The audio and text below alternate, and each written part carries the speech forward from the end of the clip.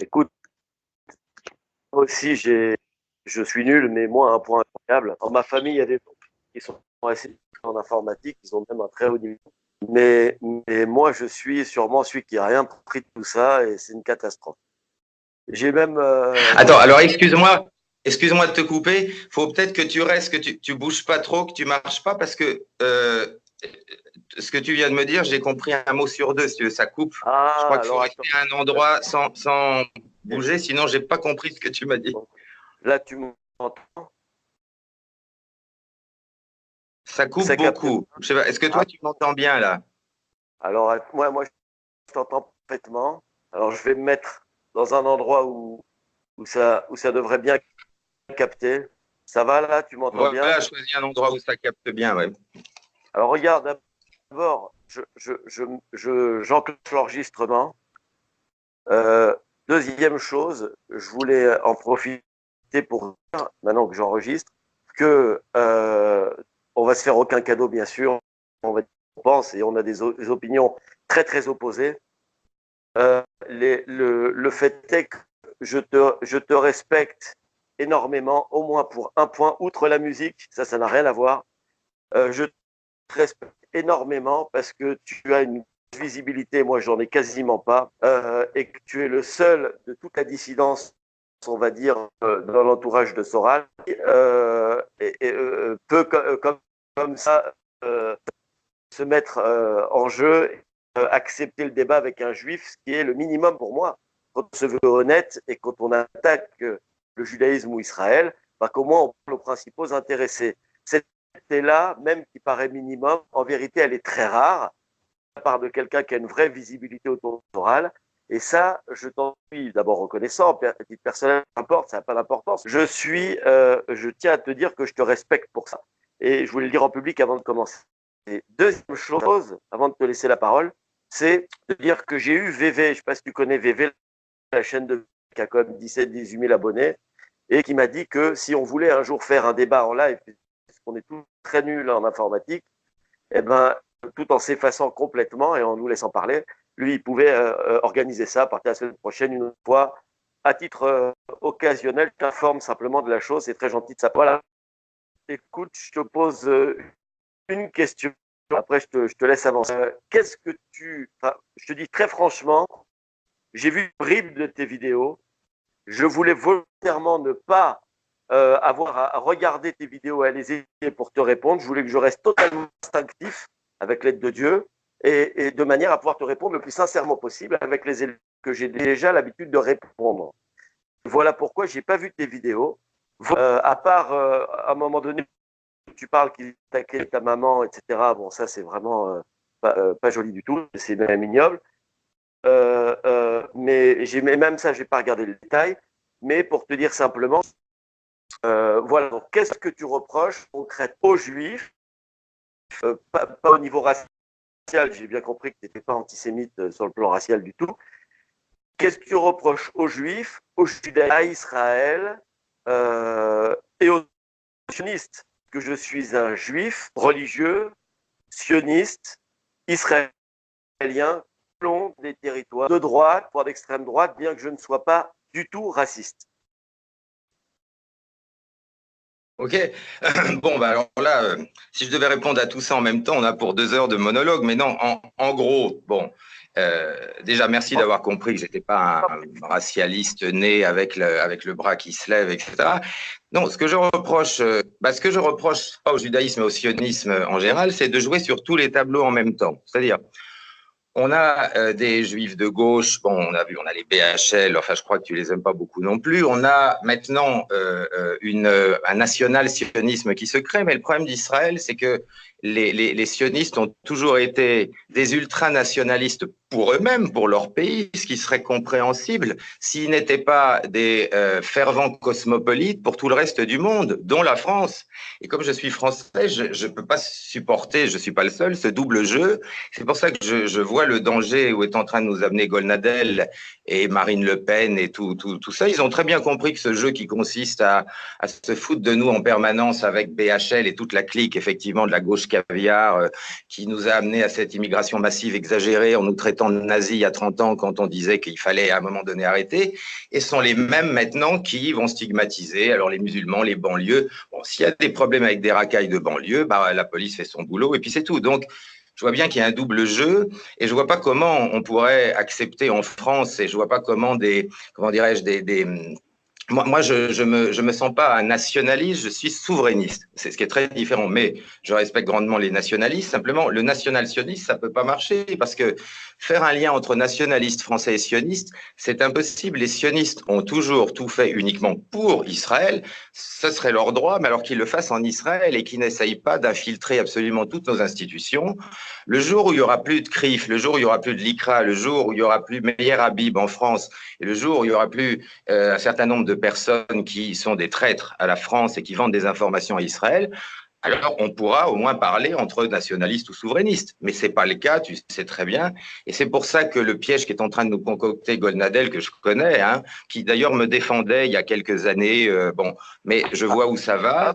Et moi, je ne veux pas d'une Marion Maréchal ou d'une Marine Le Pen. De toute façon, Marine Le Pen n'arrivera jamais au pouvoir parce qu'elle porte le nom de Le Pen. Mais elle est tellement stupide qu'elle croit que c'est en allant se prosterner tous les jours devant Netanyahou qu'elle va gagner quelque chose. Elle ne sera jamais présidente, elle est trop nulle. Par contre, Marion, oui, il y a une possibilité. Les Français, ceux qui ne sont pas très, très évolués, peuvent la prendre pour une Jeanne d'Arc éventuellement, ce qu'elle est loin d'être, et ça pourrait marcher. Et je crois que c'est le pari que font les sionistes, et pas seulement l'extrême droite israélienne, mais les sionistes en général, parce qu'ils ont compris que les Français ne voulaient plus de cette gauche infecte. Ils essaient de nous amener vers une fausse droite, faussement nationaliste, mais en fait qui travaillerait pour Israël. Nous, on ne cherche pas à travailler contre Israël, on cherche à ce qu'Israël se mêle de ses affaires, c'est-à-dire ne s'occupe pas de ce qui nous regarde en France et n'infiltre pas nos institutions. Voilà, en fait, j'ai essayé de résumer en gros. Alors d'abord, bravo. Ok. Alors l'argument premier que tu donnes, de ce que j'ai compris, c'est le principe du double langage, du sionisme, c'est-à-dire d'Israël. D'un côté, tu dis que Israël est national, et derrière ça, d'ailleurs, le judaïsme, ce qui est tout à fait vrai. Le judaïsme, au départ. Pardon. Oui, ça avait coupé, ça a coupé. Oui, j'ai vu que ça avait coupé de ton côté. Alors, je réponds. Donc, l'argument que tu avances, c'est l'argument qui consiste à dire, qui est un argument bien connu, qui consiste à dire qu'Israël a un double langage, nationaliste pour soi-même et cosmopolite pour les autres. Et que tu dis que ce discours-là, c'est un qui est, si je vais au bout du raisonnement que j'ai l'habitude d'entendre, ok, tu m'arrêtes si ça ne te concerne pas, c'est que ce discours-là, c'est un discours que tu dis qu'il est à la fois israélien, donc actuellement c'est Netanyahou depuis des années et ça progresse, c'est-à-dire la droite progresse en Israël. En plus, avec les naissances des religieux, ça va faire que progresser parce que tu sais que les religieux ont dépassé les Arabes en natalité ici. Donc, il n'y a plus de risque de grand remplacement de ce côté-là. Et de ce fait, donc la droite israélienne, donc le nationalisme israélien, et chose avec laquelle je suis d'accord avec toi, si j'ai bien compris, en tout cas avec Soral, c'est que le judaïsme lui-même, c'est quelque chose qui est nationaliste, qui est même royaliste, qui est, etc., et qui a donc pour objectif d'avoir un peuple national, non pas racial, c'est important, mais un peuple national sur sa terre, etc., avec une notion de nationalisme. Donc c'est une idéologie qui est nationaliste. Je vais dire où je ne te suis pas, mais je continue d'abord ton argument si je l'ai bien compris. D'accord? Pour que tu me le confirmes avant de te répondre, c'est très important. Et que tu dis que ce sionisme de droite, c'est pas pareil que le sionisme de gauche du début des gens de gauche qui avaient construit l'État d'Israël, qui étaient des socialistes, beaucoup de Russes, et comme Noam Chomsky ou des gens comme ça, qui d'ailleurs ont changé récemment, d'ailleurs c'est intéressant vis-à-vis des Palestiniens, mais c'est des gens qui sont... Donc le sionisme de droite nationale, tu dis qu'il est en collusion, et c'est ça la clé essentielle de notre divergence, tu dis qu'elle est en collusion avec les juifs gauchistes qui n'ont plus rien à voir avec le judaïsme, qui n'ont plus rien à voir avec le sionisme national, ils sont d'ailleurs contre Netanyahou. Tu dis qu'en fait, il y a un double jeu entre Netanyahou et Soros. Concrètement, il dit que c'est-à-dire que je dis qu'il n'y a pas de sionisme, pour moi, il n'y a pas de sionisme de gauche ou de droite. Il ne peut pas y avoir de sionisme de gauche ou de droite. Le sionisme est une idéologie. Ils tiennent les deux bouts du manche comme d'habitude et tout ça est un jeu. D'ailleurs, dans la réalité, BHL et Golnadel ne sont pas du tout ennemis et ils peuvent très bien dîner ensemble sans se taper dessus. Tout ça est un jeu. Il ne peut pas y avoir de sionisme de gauche ou de droite. Le sionisme est une idéologie. D'ailleurs, le sionisme est incompatible avec le judaïsme. Il y a quand même aussi des centaines de milliers de juifs qui sont antisionistes. Mais c'est juste un moyen de garder le pouvoir en permanence. Ce sont les mêmes qui nous ont amené une immigration qui est absolument incontrôlable et incontrôlée et qui nous traitaient tous et qui traitaient Jean-Marie Le Pen de nazi simplement parce qu'il disait il faut cesser cette immigration, en tout cas il faut la réduire. On ne pouvait pas dire ça il y a 20 ans, on était tous assimilés. Alors Hitler à côté, c'était de la blague. Voilà. Et ce sont les mêmes qui aujourd'hui nous disent attention, les musulmans vont vous égorger, machin. On a même des rabbins qui font des vidéos pour nous expliquer la route Spa. Donc je veux dire, au bout d'un moment, c'est ça le problème. Alors qu'il y ait des gens comme toi qui soient sincères, j'en doute pas, mais tu sais très bien comme moi qu'il y a énormément de gens qui jouent avec ça et que c'est une manière de garder le contrôle de la France. Les gens se sont bien rendus compte de l'effondrement du Parti socialiste, de l'effondrement des Républicains, etc. Ils savent que ça va aller de toute manière vers quelque chose qui ressemblera à une droite nationale, soi-disant souverainiste, et donc ils se disent bah, c'est là qu'il faut maintenant s'infiltrer, et on voit maintenant des Golnadel qui n'étaient pas comme ça il y a quelques années, des André Berkoff, bon, et puis pour empêcher Soral de parler, ils ont trouvé Zemmour, qui a sur 70% de ce qu'il dit exactement les mêmes mots que Soral. Simplement, ça s'arrête au moment où il faut condamner les véritables responsables de cette politique qui dénonce. C'est-à-dire qui a amené tout ça en France. C'est pas Mohamed, c'est pas Fatih, c'est pas voilà. C'est Laurent Fabius, c'est Cohn-Bendit, c'est toujours les mêmes. Et ça, c'est une évidence. Mais il se garde bien de condamner ça. Et c'est ça que je reproche à Zemmour, c'est que il y a beaucoup de choses qu'il dit qui sont absolument justes, avec lesquelles je pense qu'on est d'accord. Simplement, il ne remonte jamais aux causes. Il ne remonte jamais aux causes. Et c'est bien ça le problème. Les conséquences, on les connaît, mais les causes ne sont jamais, évidemment, mises en cause. C'est le cas de le dire. Et même par Golnadel. Hein, Golnadel, il se contente de dire il y a trop de musulmans en France, ça va nous péter à la gueule. Mais d'abord, je ne pense pas du tout que les musulmans soient un danger pour la France, sauf certains intégristes, et ça sont des gens qui sont financés par l'Arabie Saoudite, dont on n'a rien à faire, mais évidemment, comme ils financent les campagnes électorales de nos candidats. Bon, il y a beaucoup de musulmans, même qui ont dénoncé depuis très longtemps quoi, il doit y avoir 4 mosquées qui posent problème, wahhabites, voilà. Et on essaie de faire croire maintenant qu'on va se faire égorger chez nous. Si on se fait égorger, ça ne sera pas par des islamistes, ça sera par des mercenaires envoyés par certains en France pour effectivement créer le chaos. C'est pas un hasard si en France on voit débarquer des Syriens, mais c'est pas comme en Turquie. En Turquie, il y a des réfugiés syriens, il y a des hommes, des femmes, des enfants. En France, on voit uniquement des hommes entre 15 et 30 ans. Où sont les femmes? Où sont les enfants? Pourquoi on a des mecs de 15 à 30 ans qui arrivent par milliers en France? Où sont leurs familles? Si c'était des réfugiés, ils ont une famille, ces gens-là. Ils ont une femme, ils ont des enfants, ils ont une mère. Et on ne voit que des jeunes mâles de 15 à 30 ans arriver. Et ça, effectivement, c'est assez inquiétant. Donc, si je résume, oui.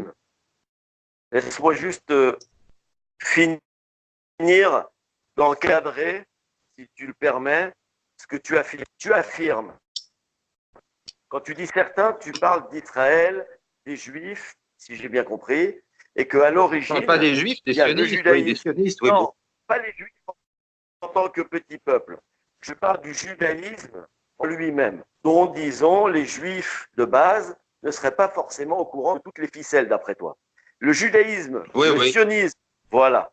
Le judaïsme, le sionisme, y compris sous sa forme actuelle au pouvoir en Israël, c'est-à-dire la droite nationaliste de Bibi, en vérité joue de dupe, et qu'en vérité on attaque, nous les Juifs, je ne parle pas des individus, de Israël et du judaïsme et de l'idéologie juive. Tu prétends que les Juifs jouent sur les deux, sont en réalité en collusion, c'est-à-dire que Golnadel et BHL en vérité sont en collusion. À un niveau plus haut, Bibi et Soros sont en collusion pour contourner l'ennemi, pour, comme on l'a beaucoup entendu, asservir les goïms, asservir, en faire des esclaves, diviser pour régner, briser les nations, etc., etc.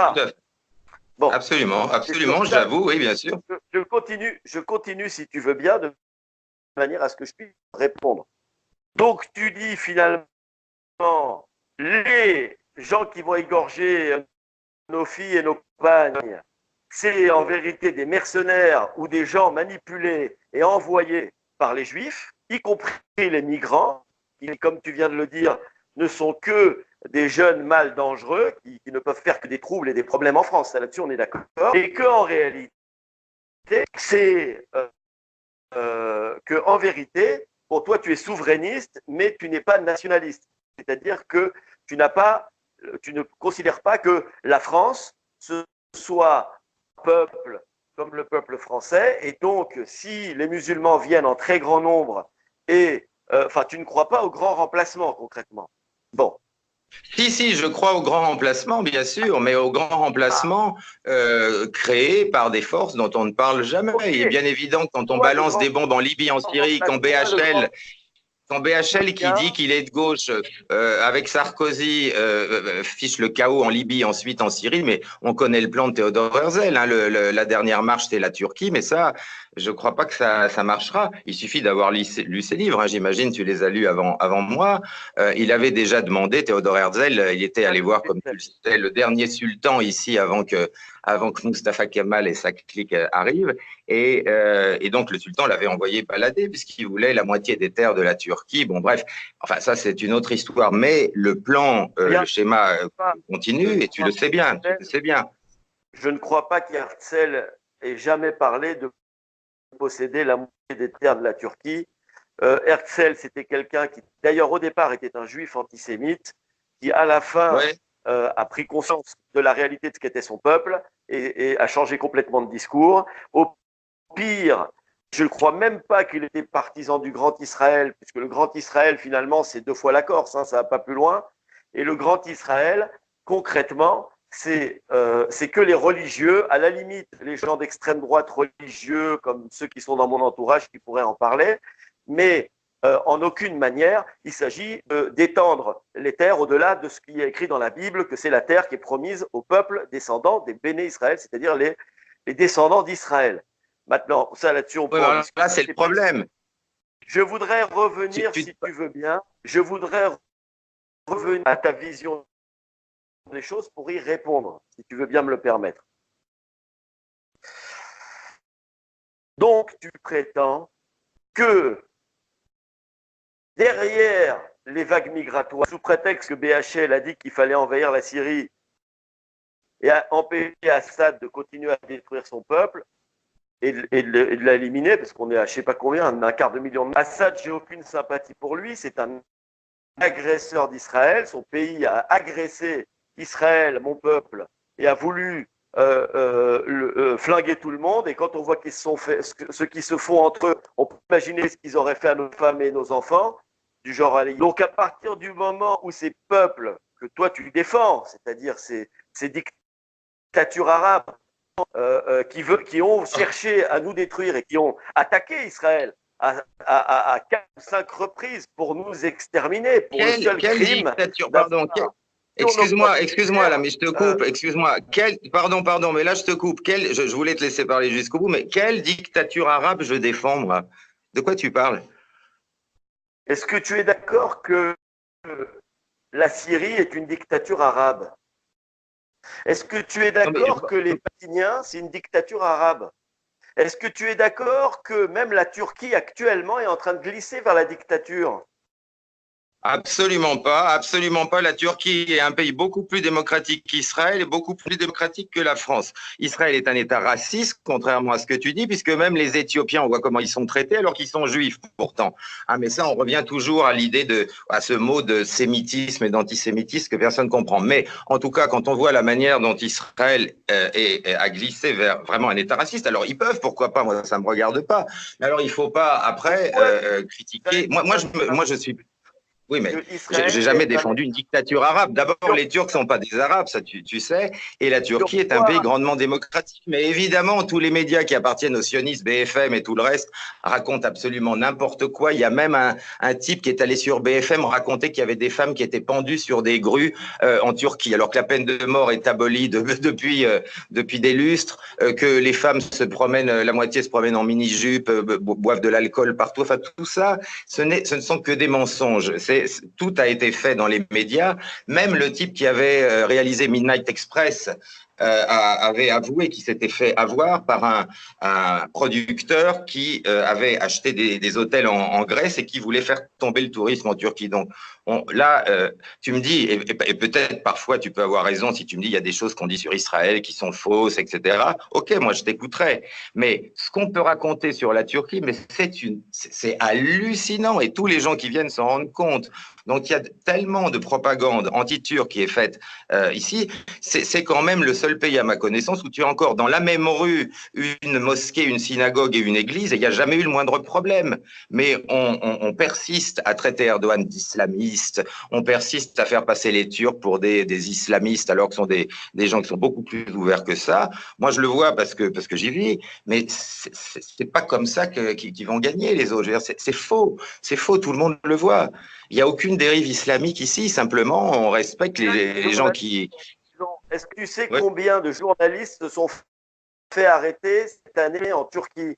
Non, non, non, non. Alors là, tu m'auras pas là-dessus. Excuse-moi, parce que ça, quand on voit comment agit Israël, non, là, c'est pas le problème. Quand ce sont des agents de la CIA qui sont passés pour des prêtres, pour des pasteurs, pardon, comme Bronson, des agents de la CIA ou des agents du Mossad ou des terroristes comme les gulenistes, le mouvement de Fethullah Gülen qui est depuis 1999 en Pennsylvanie et que toute la Turquie recherche, qui a essayé d'organiser le coup d'État qui a raté, qui a des journaux qui ont été effectivement… Le seul journal qui était interdit ici, c'est le journal que possédait Fethullah Gülen, qui est un terroriste, qui est en cheville avec le PKK, qui est en cheville avec tous les groupes terroristes qui sont responsables de 40 000 morts ici en Turquie. Je pense que si toi, comme Israélien, si des organes comme ça, des gens comme ça venaient créer un journal en Israël pour appeler des minorités à foutre des bombes chez toi, tu réagirais de la même façon.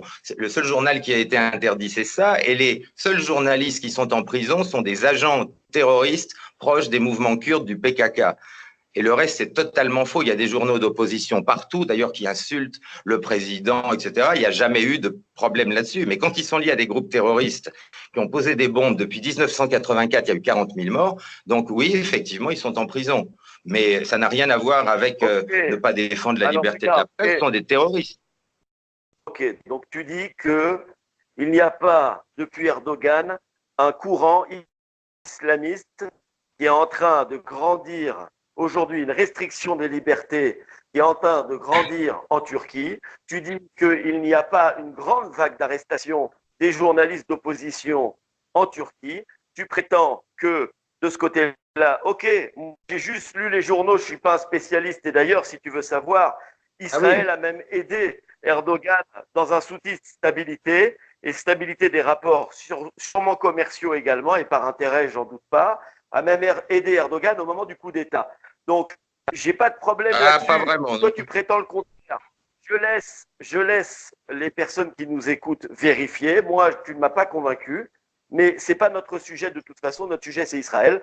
Revenons à Israël. Tu dis que Israël est raciste. Attends, je voudrais bien aussi, excuse-moi, là c'est toi qui poses toutes les questions, j'aimerais bien aussi dire des choses, je te réponds, mais quand tu me dis ça, non, les rapports entre Erdogan et Israël ne sont pas bons du tout. Maintenant, au départ, il n'y a pas de problème, mais on sait très bien que, même pour les élections présidentielles, on sait très bien ce qui s'est passé. Moi, je laisserai aussi mes preuves. Donc, si tu veux, Israël a tout fait pour faire tomber Erdogan depuis qu'il a montré des allures de vouloir aller plus vers un État souverain qui ne soit pas complètement esclave de l'OTAN, comme la Turquie l'était avant l'arrivée d'Erdogan.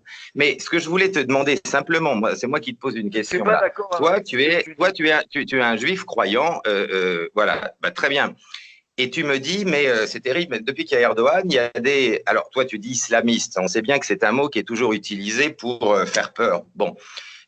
Qu'il y ait des musulmans croyants, des familles conservatrices qui votent pour l'AKP, évidemment. Mais quel est le problème? Toi, tu es bien un juif orthodoxe, etc. Et c'est très bien.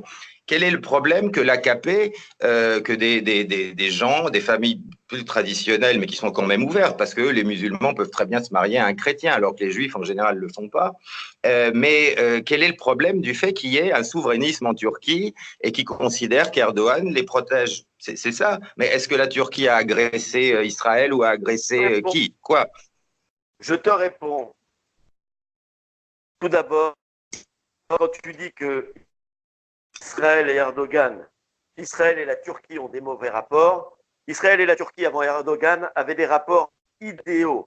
Sur le plan commercial, c'était extraordinaire. Oui, sur le plan personnel, c'était extraordinaire. Erdogan a commencé à comparer Israël à Hitler, a commencé à attaquer systématiquement Israël. C'est lui qui est à l'origine de la flottille, on pourrait y revenir. C'est lui qui est à l'origine de beaucoup de choses. Mais récemment, effectivement, malgré tout, il a rétabli les relations diplomatiques avec Israël. Il a remis en place les accords commerciaux qui arrangeaient tout le monde, y compris Israël. D'ailleurs, je ne suis pas d'accord avec ça. J'aurais préféré, moi, qu'on soit ferme ici en Israël et qu'on n'accepte pas de faire des relations avec quelqu'un qui se permet d'être aussi injuste et aussi insultant, parce que c'est un homme qui insulte en permanence, tout le temps et n'importe quoi, peu importe. Ah bah, je suis heureux que tu reconnaisses que Erdogan est un des plus grands ennemis de ce que l'Israël d'extrême droite défend. Oui, effectivement. C'est ce que beaucoup de gens en France n'avaient pas compris, mais je crois qu'ils sont en train de le comprendre. Pas que c'est un ennemi d'Israël, puisqu'il a rétabli les rapports commerciaux et diplomatiques à 100% avec Israël. Non, mais ça c'est de la diplomatie, évidemment. Je dis que c'est quelqu'un qui va vers la dictature, et pour fédérer la dictature musulmane, comme d'habitude, on utilise Israël comme épouvantail, et qu'il utilise la vieille technique pour spolier son propre peuple, c'est-à-dire ajouter et monter la haine du juif sur Israël, puisque c'est un pays effectivement juif sur la terre promise, ce qui en soi est une insulte à l'islam, puisque si Israël est sur la terre promise, alors qu'est-ce que l'islam? Ce que je veux dire, c'est que si les Juifs ne sont pas écrasés, tu pars du principe que Dieu t'a dit qu'Israël c'était à vous, mais ça on n'est pas forcé d'être d'accord déjà. Et puis tu parles de dictature musulmane. Moi je vois pas beaucoup dans la réalité de dictature musulmane. Je vois une dictature juive qui s'instaure absolument partout. Je vois en France des groupes terroristes comme la LDJ qui se permettent sur leur mur officiel de nous menacer de mort. Ça ils vont se marrer d'ailleurs parce qu'ils nous font pas peur. Et des groupes qui sont interdits même en Israël et aux États-Unis, qui se permettent de menacer ta famille, d'envoyer sur leur propre compte Twitter des incitations au meurtre et tout le reste. La France est un pays colonisé par cette merde israélienne et on s'en débarrassera coûte que coûte. Le jour où les Israéliens voudront défendre leur pays dans le respect des autres, c'est une chose. Mais la colonisation israélienne en France aura un terme qui va arriver. Mais on ne peut pas en même temps dire je suis nationaliste et je respecte les nationalistes français et en même temps défendre des mouvements qui infestent absolument toutes nos institutions. Alors s'ils veulent se battre pour Israël, qu'ils le fassent en Israël et qu'ils nous foutent la paix. Voilà. Et nous, on se débrouillera avec les musulmans avec qui on n'a pas vraiment de problème. contrairement à ce qu'on dit. Mais je sais bien qu'on nous fait peur avec la dictature musulmane. Mais elle est où la dictature musulmane? Il n'y a aucune dictature musulmane, en tout cas pas en Turquie et pas en France.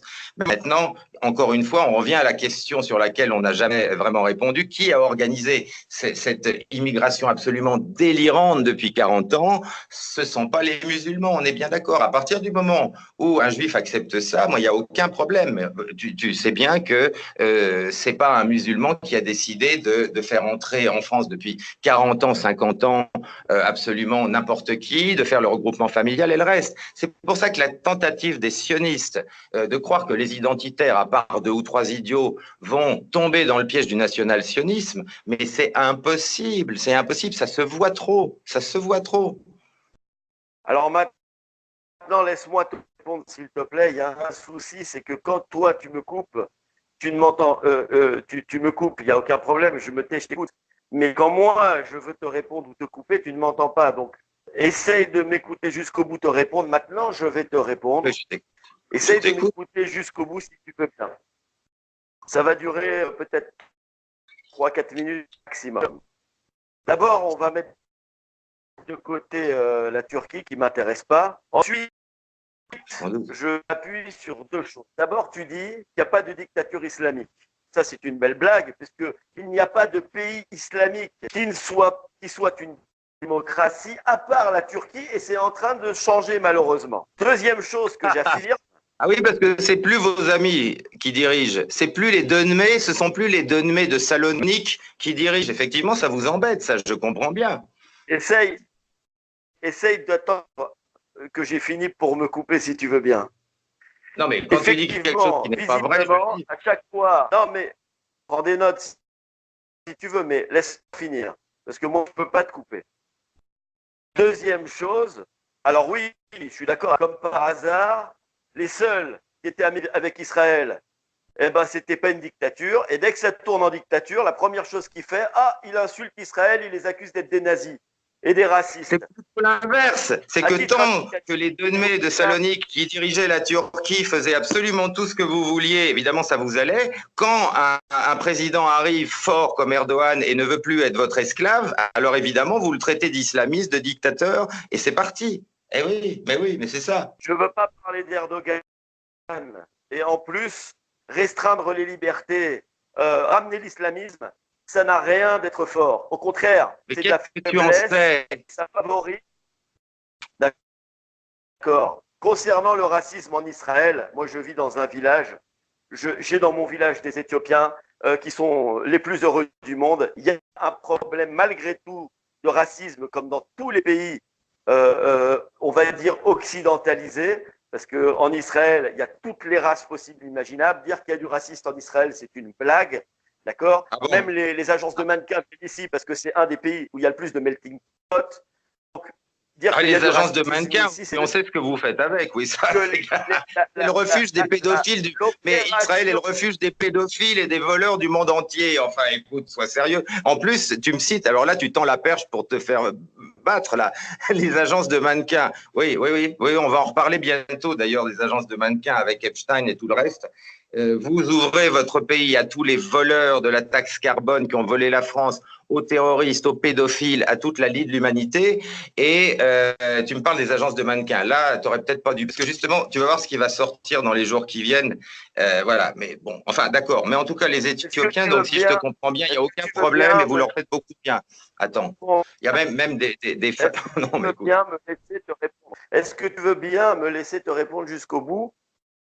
Ou est-ce que chaque fois que je vais sortir une phrase de balancer une propagande, tu me réponds pas. D'ailleurs, quelle question je t'ai posée? Je te disais, pourquoi dis-tu que la Turquie est un pays islamiste et pourquoi insultes-tu un pays que tu ne connais pas, à ma connaissance, à moins que tu sois venu et que tu aies des éléments à me donner? Est-ce que tu vis en Turquie? Non. Est-ce que tu es venu en Turquie? Je ne sais pas, mais est-ce que tu es resté pour voir comment ça se passe? Quand tu me parles de dictature islamiste en Turquie, mais je veux dire, mais c'est hallucinant d'entendre ça. Hallucinant. Tous les gens qui sont venus en Turquie savent que c'est totalement faux. Est-ce que je vivrais dans un pays islamiste? Premier point, Stéphane, tu ne me laisses pas parler. Ça, c'est pas correct. Je te laisse pas parler. Deuxième point, j'ai dit que tous les pays musulmans étaient effectivement plus ou moins des dictatures islamiques, plus ou moins, ou même quand ils sont laïcs, eh ben, ça reste des dictatures. Et encore, ils n'ont de laïcs que le nom. Va t'amuser à faire ce que tu veux là-bas, tu vas voir la différence avec la France. Ah bah, Troisième si. point, Et je justement, dis toi, pas tu n'es que pas la laïque, donc Turquie, pourquoi tu veux défendre la laïcité? Tu vois le lien entre BHL et Golnadel, c'est toi, tu es un juif croyant et tu es en train de défendre la laïcité. Laïcité bien en sûr, Europe, on sait ce que ça veut dire judaïsme obligatoire, laïcité je défends la obligatoire pour tout le monde, pour laïcité. les juifs. Je Écoute, soyons défends la sérieux. laïcité. Je défends la laïcité et j'ai raison de défendre la laïcité. Et la laïcité, parce que dans le judaïsme, on n'impose pas la foi. Dans le judaïsme, la foi, ça ne s'impose pas par la force. Quelqu'un qui n'a pas connu le judaïsme depuis la naissance et qui ne connaît pas les tenants et les aboutissants, toutes les condamnations liées au judaïsme, comme on le voit dans la Bible ou dans la Torah, ce sont des accusations qui sont annulées. Dans le judaïsme, si on doit faire un pays comme ici entre juifs, ça doit être un pays laïque qui doit accepter tout le monde selon ses différences, et ça doit être un pays même démocratique, sinon comment ça pourrait fonctionner? Si tout le Voilà, monde bah ne justement, reconnaît en pas la Turquie, il royauté y a d'un... des églises, le président turc vient de construire des nouvelles églises, des églises syriaques, des églises orthodoxes, il y a des synagogues, et personne n'empêche aux juifs en Turquie de pratiquer leur foi dans des synagogues, et personne n'empêche aux chrétiens, les chrétiens d'Orient qui sont persécutés dans tous les pays que les juifs, Bernard-Henri Lévy et Sarkozy ont massacrés et le reste, viennent se réfugier ici. Il y a des églises partout, juste à côté d'où je suis en ce moment, il y a une église, une synagogue, les chrétiens, les juifs vont prier, vont faire ce qu'ils veulent, et ça, il n'y a jamais eu aucun problème.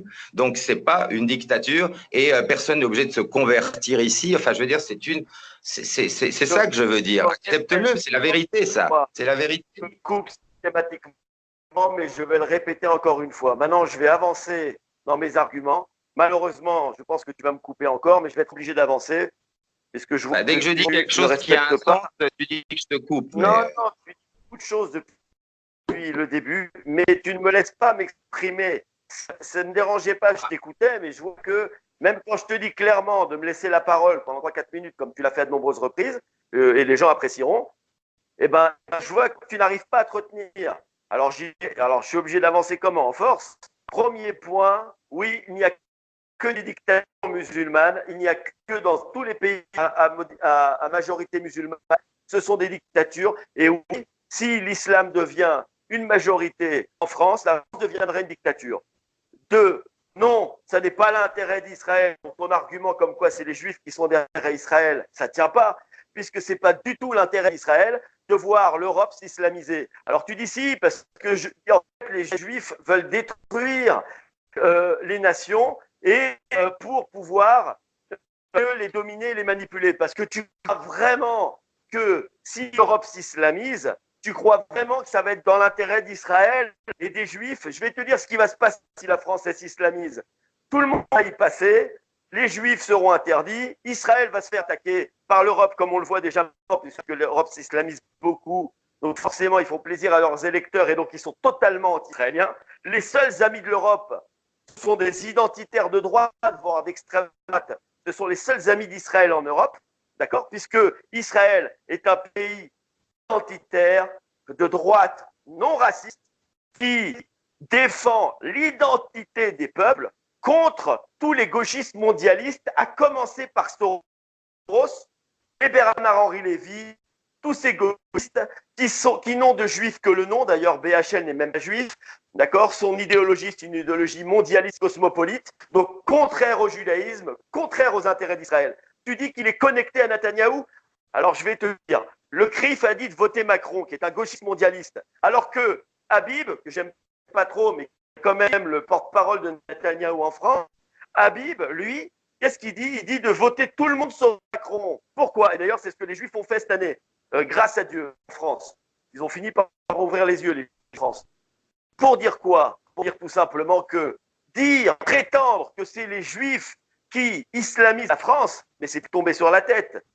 De dire que Soros est l'ami d'Israël, mais Soros, Netanyahou a dit clairement et ouvertement que c'était un ennemi d'Israël pire que l'Iran. Pourquoi?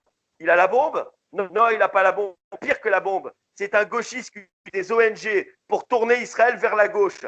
si Netanyahou tombe et si Israël tombait à gauche et perdait son caractère identitaire, tu sais ce qui se passerait? Ce serait Israël et du peuple juif. Et c'est ce que voudraient nos ennemis. Ce que je veux t'expliquer, c'est que tout ce que tu dis, que tu fais tenir par des théories basées sur des anciennes haines du juif, qu'elles soient chrétiennes, musulmanes, etc., ne tient pas, à moins de dire qu'en vérité, plan secret écrit dans le judaïsme du Talmud, d'accord, c'est l'argument favori, mais ça ne tient pas. Est-ce que tu crois vraiment que islamiser la France, c'est l'intérêt des juifs? Pourquoi tu crois que Goldnadel, que Berkoff, que même Finkielkraut, qui étaient des gauchistes, pourquoi crois-tu qu'ils ont fini par tourner kazakh? Mais parce que ce sont des juifs, parce que ce sont des juifs talmudiques et kabbalistes et qui savent très bien que pour baiser la tête du goy, il faut comme d'habitude tenir les deux côtés du manche. Et c'est évidemment que tu viens de me tendre à nouveau la perche, donc je t'ai laissé parler 5-6 minutes, je réponds. Et c'est très exactement l'argument que je défendais tout à l'heure, à savoir qu'à partir du moment où ils gardent le pouvoir sur notre pays, sur la France, ils sont prêts à tout. Et tu viens de faire la démonstration de ce que je disais, effectivement, comment d'anciens gauchistes qui nous ont mis dans la merde pendant 40 ans et qui ont plongé la France dans le chaos, deviennent tout d'un coup des gens de droite, presque d'extrême droite, ultra-nationalistes, parce que simplement ils ont senti le vent tourner. Et tu m'excuseras, mais tu es un juif religieux, que penses-tu des vidéos de tous les rabbins? Là, je ne parle pas que de l'autre Ron Shaya, etc., mais il y en a partout. Oui, ils expliquent comment ils manipulent ce que tu appelles l'islamisme, comment ils... Quelle justification donnes-tu au fait que BHL, avec Sarkozy, ont organisé ce chaos en Libye? Et pourquoi t'intéresses-tu à la politique française que tu défends Israël? Pourquoi veux-tu tellement que Marine Le Pen ou quelqu'un de l'extrême droite sioniste française gagne? Ça m'intéresse. C'est pas l'extrême droite sioniste, c'est l'extrême droite identitaire. Même pas l'extrême droite, c'est les gens qui veulent que la France reste la France et qu'Israël reste Israël. Et toi, tu veux que la France reste la France, laïque. Tu es laïque en France et juif en Israël. Pardon? Tu es laïque en France et juif orthodoxe en Israël, c'est ça? Pas du tout. Ben, ça ressemble quand même. Partout. Je suis laïque partout, mais je suis identitaire. Ah bah, je considère que les hommes ont le droit de rester entre eux, d'avoir des points communs qui les unissent, ça s'appelle une nation. Sans nation, il n'y a pas de solidarité. Sans nation, l'individu est livré en proie aux prédateurs financiers. Ok, j'accepte ça. Ok, mais alors pourquoi tu ne condamnes pas justement, au lieu des presque de les féliciter, pourquoi tu ne condamnes pas justement les Finkielkraut et tous ceux que tu citais tout à l'heure qui sont passés, qui pendant, alors tu vas me dire pendant 40 ans ils ont fait des conneries, maintenant ils ont compris. Oui, mais ils nous ont bien mis dans la merde. Donc c'est ça que je veux dire. Les mêmes dont tu parlais tout à l'heure, qui maintenant passent à la droite radicale, soi-disant identitaire française, mais piège. Dans la droite radicale, ils sont simplement pour l'identité du peuple français et contre le grand remplacement, c'est pas pareil. C'est pas des je suis sûr que Finkielkraut, il est pour l'identité française, oui, ça c'est sûr. Oui. Ben, malheureusement, ce gars-là qui est un gauchiste et donc pour moi un ennemi idéologique, je vais te dire la vérité. Même dans ma jeunesse, j'étais plutôt de gauche parce que j'étais pour l'égalité. Je suis contre le racisme. J'ai moi souffert à mon niveau, on va dire, bon, défendu avec mes points, mais j'ai moi-même souffert de racisme, etc. J'ai senti l'exclusion, je sais ce que c'est. Et donc, tout à fait naturellement, j'étais pour l'égalité. Et donc, voilà, jusqu'au jour où je me suis rendu compte qu'en réalité, il y a un réel plan pour détruire les nations et les peuples. Et bien là, tu veux que je te dise, je suis content qu'un Berkoff, qui était un gauchiste, eh ben, ils comprennent qu'il y a quelque chose de plus important que la droite et la gauche, c'est le peuple. Que si tu détruis les peuples, tu détruis tout. Et s'il n'y a plus de peuple, crois-moi, tu seras bien malheureux. Oui, mais vous jouez avec ces concepts. Mais alors toi, tu félicites Berkoff, après 40 ans de conneries, il est passé du bon côté, selon toi. Écoute, tu connais la Kabbale comme moi, tu sais ce que c'est que la Gématrie, que la Témoura, que le Notarikon. Pourquoi les Juifs ne lisent pas le Sefer Hayetzira plutôt que de lire le Talmud? Pourquoi ils ne sortent pas de ce… C'est même plus du communautarisme, c'est de la folie. Pourquoi, si vous êtes sincère, vous n'allez pas vers autre chose que le Talmud? là, il y aurait vraiment quelque chose à faire. Mais comme tu le dis toi-même, en plus, Berkoff, oui, il a passé 30 ans à dire des conneries, et maintenant, ça y est, il a compris, alors on doit applaudir. Ben oui, mais pendant ces 30 ans, il s'est passé pas mal de choses. Ça suffit pas quand même, t'es d'accord? Tu veux que je te réponde? D'abord, sur le Sefer Yetzira, la Kabbale, le Talmud, tu n'y connais rien, tu n'as rien étudié, même pas le début. Tu veux étudier, va dans une synagogue. Bah voilà, tu montres ton vrai visage, parce que toi, évidemment, tu es un vrai juif, donc tu as compris. Par contre, moi, ce que j'ai pu comprendre de la Kabbale ou de certaines écritures juives et des codes kabbalistiques, de la Temura, de la Gématrie, etc., je n'y connais rien, bien sûr. Parce que, voilà. Et c'est vrai que ça vous embête beaucoup quand quelqu'un vient mettre son nez dans vos magouilles, évidemment, ça vous embête.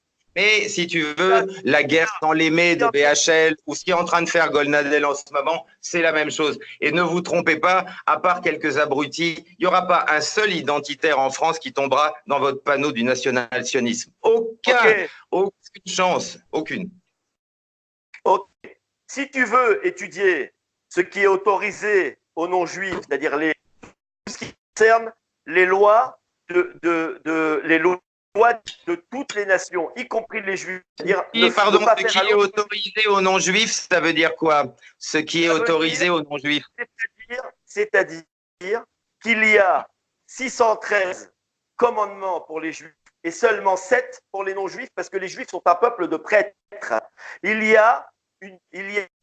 la règle numéro 1 qui est imposée à tout le monde, c'est-à-dire les goïms en général, ou le goï kadosh, c'est-à-dire le peuple saint, c'est-à-dire la nation sainte qui n'est pas une race supérieure, qui n'est pas une race de seigneurs, il n'y aura pas d'esclaves pour les juifs, contrairement à ce que tu pourrais soutenir. Il n'y aura pas de... Les juifs, c'est un peuple de prêtres. Ça n'est pas une race supérieure, ça n'est pas une race des seigneurs.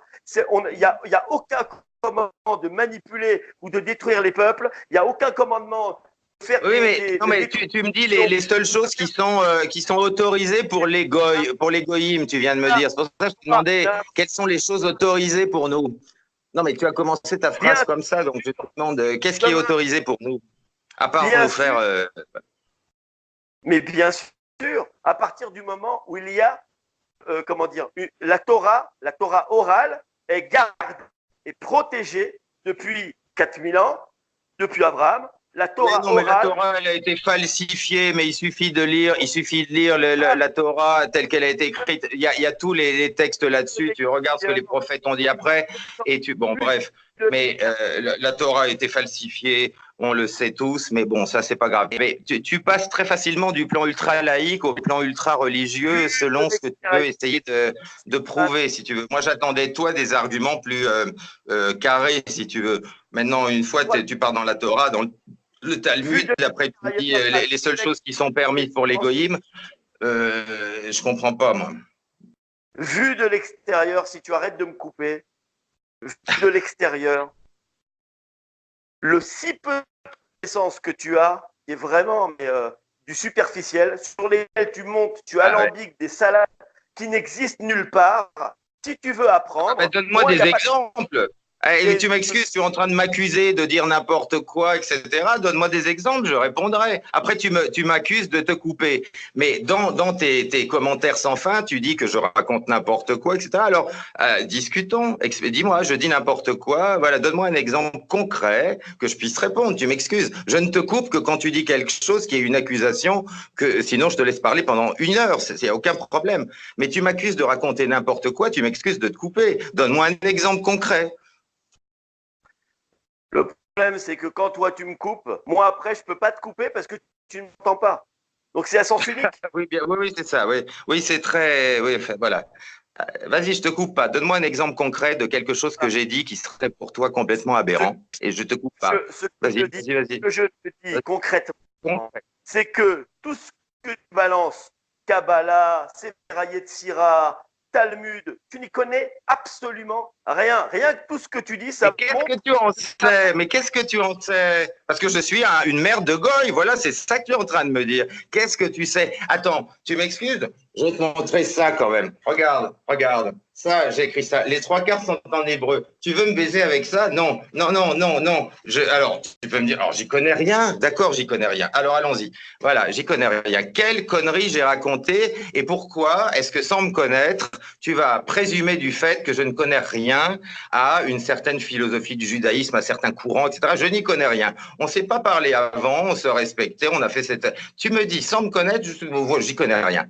Voilà, je n'y connais rien. Ok, très bien. Pourquoi? Comment tu le sais? Et qu'est-ce que tu veux dire? Écoute, moi je ne dirais pas tu connais rien à ça, je te connais pas. Mais tu présumes déjà que je ne connais rien à rien. Je vais te donner un seul exemple. Et si tu veux, tu me laisses te répondre sur le sujet vraiment essentiel sur Israël. Quel est le titre du livre que tu viens d'écrire là, que je viens de voir? Ça, c'était le traité d'herméneutique que j'avais écrit il y a quelques années. Mais effectivement, moi, je ne fais pas des analyses sur le Talmud. Hein. Déjà, j'ai eu du mal à retenir de vomir en lisant ça. Mais il y a, en effet, dans la mystique juive, des choses passionnantes. J'ai toujours dit, d'ailleurs, ça m'est reproché par des gens beaucoup plus radicaux que moi, etc. Je parlais du Sefer Yetzira. Tu m'as dit, tu n'y connais rien. Mais toi, qu'est-ce que tu veux dire par là? Les principes herméneutiques. Oui. C'est quoi les principes je sais pas, je te le demande, vas-y. C'est quoi? Non, c'est toi qui as écrit un livre dessus. Moi, je dis que tu connais rien. Explique-nous, c'est quoi les principes herméneutiques du Talmud? Vas-y. Ah, mais j'ai pas écrit un livre sur les principes herméneutiques du Talmud. Je m'en fous de votre Talmud à la con. Moi, je me torche avec tous les jours, donc c'est pas le problème. L'herméneutique, tu sais quand même ce que veut dire le mot. Donc bon, c'est un traité d'herméneutique. Et il y a d'ailleurs, malheureusement, dans une littérature juive qui a été oubliée, des choses sont tout à fait passionnantes. Je le reconnais. C'est ça d'ailleurs qui m'a été souvent reproché. Et certainement pas le Talmud. Mais moi, j'ai aucune restriction pour essayer de trouver des choses intéressantes. Lis-le, tu verras. Mais quand tu prétends me dire, alors que tu ne me connais pas, que je ne connais rien, ça montre déjà le mépris que tu as pour moi. Parce que comme je ne suis pas de la même secte que toi, sans me connaître, tu considères que je ne connais rien. Mais tu ne me donnes pas un seul exemple concret, tu n'as pas lu mon livre et tu ne sais pas ce que je dis. Donc, tu m'excuses. J'attends un argument un peu plus… Stéphane, tu m'entends? Oui, je t'entends, oui. Ok. Tu as écrit un livre en utilisant un mot que tu ne comprends pas, que tu ne connais pas et sur lequel tu ne peux rien me dire. Ah voilà. Ah oui, l'herméneutique pour toi c'est le Talmud, c'est ça que tu veux me dire. Principe herméneutique dans le Talmud. Ce mot herméneutique, tu l'as chopé où? Non, enfin, tu sais ce qu'est l'herméneutique. Bon, j'essaye de mettre en rapport un certain nombre de liens. Tu n'y connais rien. Je pense que les gens qui nous écoutent apprécieront. Je ne connais rien à rien parce que je ne suis pas un élu de naissance et donc je ne connais rien à rien. Voilà, je pense que c'est bon. Je pense qu'on peut finir là-dessus. Stéphane, ne te vexe pas. Je te dis que les principes herméneutiques, c'est ce qu'on apprend à un enfant de 8-9 ans dans le Talmud. Et toi, tu sais même pas ce que c'est. Oui, mais moi, je m'en fous de ton Talmud. Mais je suis pas un talmudiste. Mais je suis pas un talmudiste. Mais le mot herméneutique n'est pas un mot juif. Pourquoi? Mais attends, mais les Grecs en parlaient. Non mais attends, mais tu me parles du Talmud, mais je m'en fous du Talmud. Moi, je te dis, j'ai écrit un traité d'herméneutique et par contre, j'ai effectivement étudié certaines écritures comme le Sefer Yetzira. Alors évidemment, j'y connais rien. Je sais, je suis nul. Je suis pas un religieux juif. Je sais pas. Mais tu le connais pas. Tu sais même pas où tu l'as pêché. Le mot herméneutique, c'est quoi dans le judaïsme? Mais je m'en fous, je suis pas juif. Mais l'herméneutique, on sait ce que c'est. Mais c'est extraordinaire. Mais c'est incroyable de ramener tout à soi comme tu le fais. Tu ramènes tout à toi. Tu ne peux pas accepter la moindre conversation. En plus, je fais un pas vers toi pour le coup en te disant pourquoi est-ce que les juifs s'intéressent pas davantage au Sefer Yetzira qu'au Talmud? Et tu me dis, de toute façon, tu connais rien, tu ne peux rien y connaître. Dans le Talmud, on apprend ça aux enfants de 8 ans. Mais j'en sais rien. Moi, je suis pas juif et on m'a pas enseigné le Talmud. Ah, je l'ai lu plus tard, ça c'est sûr. Mais Tu veux en venir où? C'est à partir du moment où je n'ai pas eu la même éducation que toi et la même race, ou etc., je suis un débile, je ne connais rien. Quoi. Mais c'est clair. Viens, on met de côté le judaïsme. Concentre-nous sur ton argument. Ok, on a bien compris. Maintenant, on se concentre sur ta théorie qui consiste à dire que c'est les Juifs qui islamisent la France. Les Juifs islamisent non, pas les Juifs. Il y a beaucoup de Juifs qui ne veulent pas de ça. Non, non, le sionisme judaïse la France. Oui. Le sionisme islamise la France, mais c'est même pas ça. Le sionisme Netanyahou, qui n'a pour allié que les identitaires qui veulent chasser l'islam et le grand remplacement de l'Europe. Et ça, c'est tout à fait logique parce que ce n'est pas du tout l'intérêt ni des Juifs ni d'Israël. N'importe quelle personne peut s'en rendre compte. Toi, tu dis non. Tu dis qu'en vérité, les Juifs, ou du moins Israël et le judaïsme et les sionistes, ont en réalité un intérêt à faire du cosmopolitisme. Sous prétexte. Mais c'est ce que disent des milliers de rabbins. Sous prétexte qu'il y a des. Sous prétexte qu'il y a parmi les gauchistes, dans l'élite mondialiste cosmopolite, et ça c'est malheureusement très vrai, beaucoup de juifs, auxquels je te réponds que les juifs sont dans toutes les élites, en sciences, dans les arts, absolument partout. Maintenant, les juifs, tu dis que sous prétexte qu'il y a des juifs qui soient de gauche et qui soient des gauchistes mondialistes qui veulent, et d'ailleurs qui sont contre l'identité juive d'Israël. Donc c'est-à-dire qu'ils sont même pour la fin de l'identité juive. Même Attali, quand il parle de capitale mondiale à Jérusalem, Attali, il est contre l'identité juive d'Israël. Si tu l'entends. Ah ouais, alors tu es en train de me dire qu'Attali et BHL, c'est des ennemis d'Israël, en fait. Oh putain. Ah ouais, alors ça, c'est un scoop, ça. L'identité juive d'Israël. Quand Trump, il a dit que Jérusalem devait être la capitale d'Israël, ces gars-là ont dit qu'ils étaient contre, que c'était une honte, etc. Ce sont des gens qui ont milité contre la loi. BHL et Attali n'ont jamais dit ça, au contraire, c'est totalement faux. Attali disait des années avant Jérusalem comme capitale mondiale, etc. C'est parfait, donc c'est totalement faux et tout le monde peut le vérifier. Et c'est là que votre rouspah ne marchera pas. BHL et Attali n'ont jamais dit ça, c'était tout à fait ce qu'ils voulaient. Et il n'y a pas, tu ne trouveras pas une seule chose où ils critiquent la décision de Trump d'avoir pris Jérusalem comme capitale. Non, non, non, non, non. C'est justement là l'arnaque. Si tu me trouves une vidéo où Attali dit que c'est un scandale que Trump ait fait ça, bah, tu me montreras parce que. D'accord, je te montrerai, je t'enverrai les liens. Où clairement, je crois même que c'était à la télé, BHL a dit clairement qu'il était contre. Je crois même que Finkielkraut n'avait pas encore compris, il a lui aussi dit qu'il était contre. Tu vois, tous les gauchistes se ressemblent. Maintenant, pire que ça. Ils pensaient que le moment n'était pas venu, mais ils sont très heureux de ça puisque c'était leur but. Et il y a plein de vidéos où Attali et BHL disent la même chose, que leur but final, c'est ça. Pas du tout. Pas du tout. Jérusalem, capitale mondiale, ça veut dire la fin de Jérusalem, capitale des Juifs. Les Juifs, c'est un peuple. C'est une nation, mais c'est un peuple. Juifs, personne ne sait même plus ce que c'est. Si c'est une religion, un peuple, une idéologie, personne ne sait plus. C'est là-dessus que vous jouez. Entre le laïcisme, les juifs religieux, les juifs orthodoxes, les ultrasionistes, les antisionistes. Et on ne sait même plus. On peut même plus parler, on peut même plus prononcer le mot juif parce que de toute façon, de tous les côtés, il y a des juifs. Il y a des juifs antisionistes, des juifs anti-israéliens, des juifs qui pourraient tuer pour Israël. Il y a absolument tout. Et on ne peut même plus prononcer le mot. Mais moi, j'ai jamais considéré, je suis pas aussi stupide que ça, jamais considéré que les Juifs étaient une masse totalement unie sur tout. Le seul problème… Il y a des Juifs partout, de gauche, de droite, etc. etc.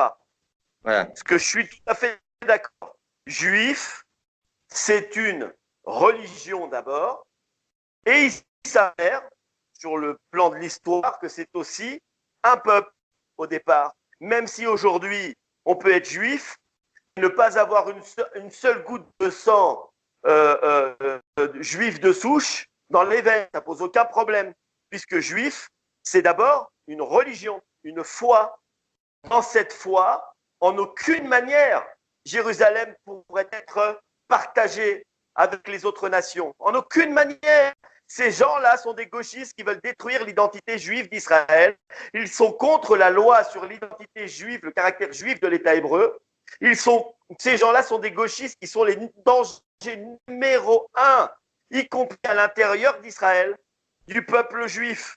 Si tu les écoutes, bientôt, Israël, ce serait un pays cosmopolite dans lequel le judaïsme disparaîtrait. Pour eux, le judaïsme, au mieux, c'est une culture. En aucune manière, c'est un peuple.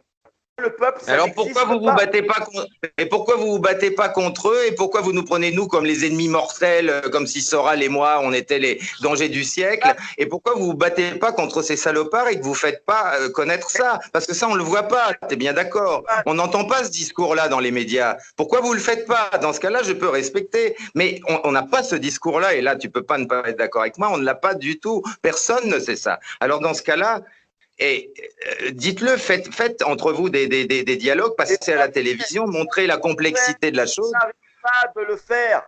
Netanyahou, qu'est-ce que tu veux qu'il fasse de mieux? Et même Orban l'a dit. Orban a dit Soros, c'est notre grand ennemi, et contre Soros, Netanyahou, c'est notre ami.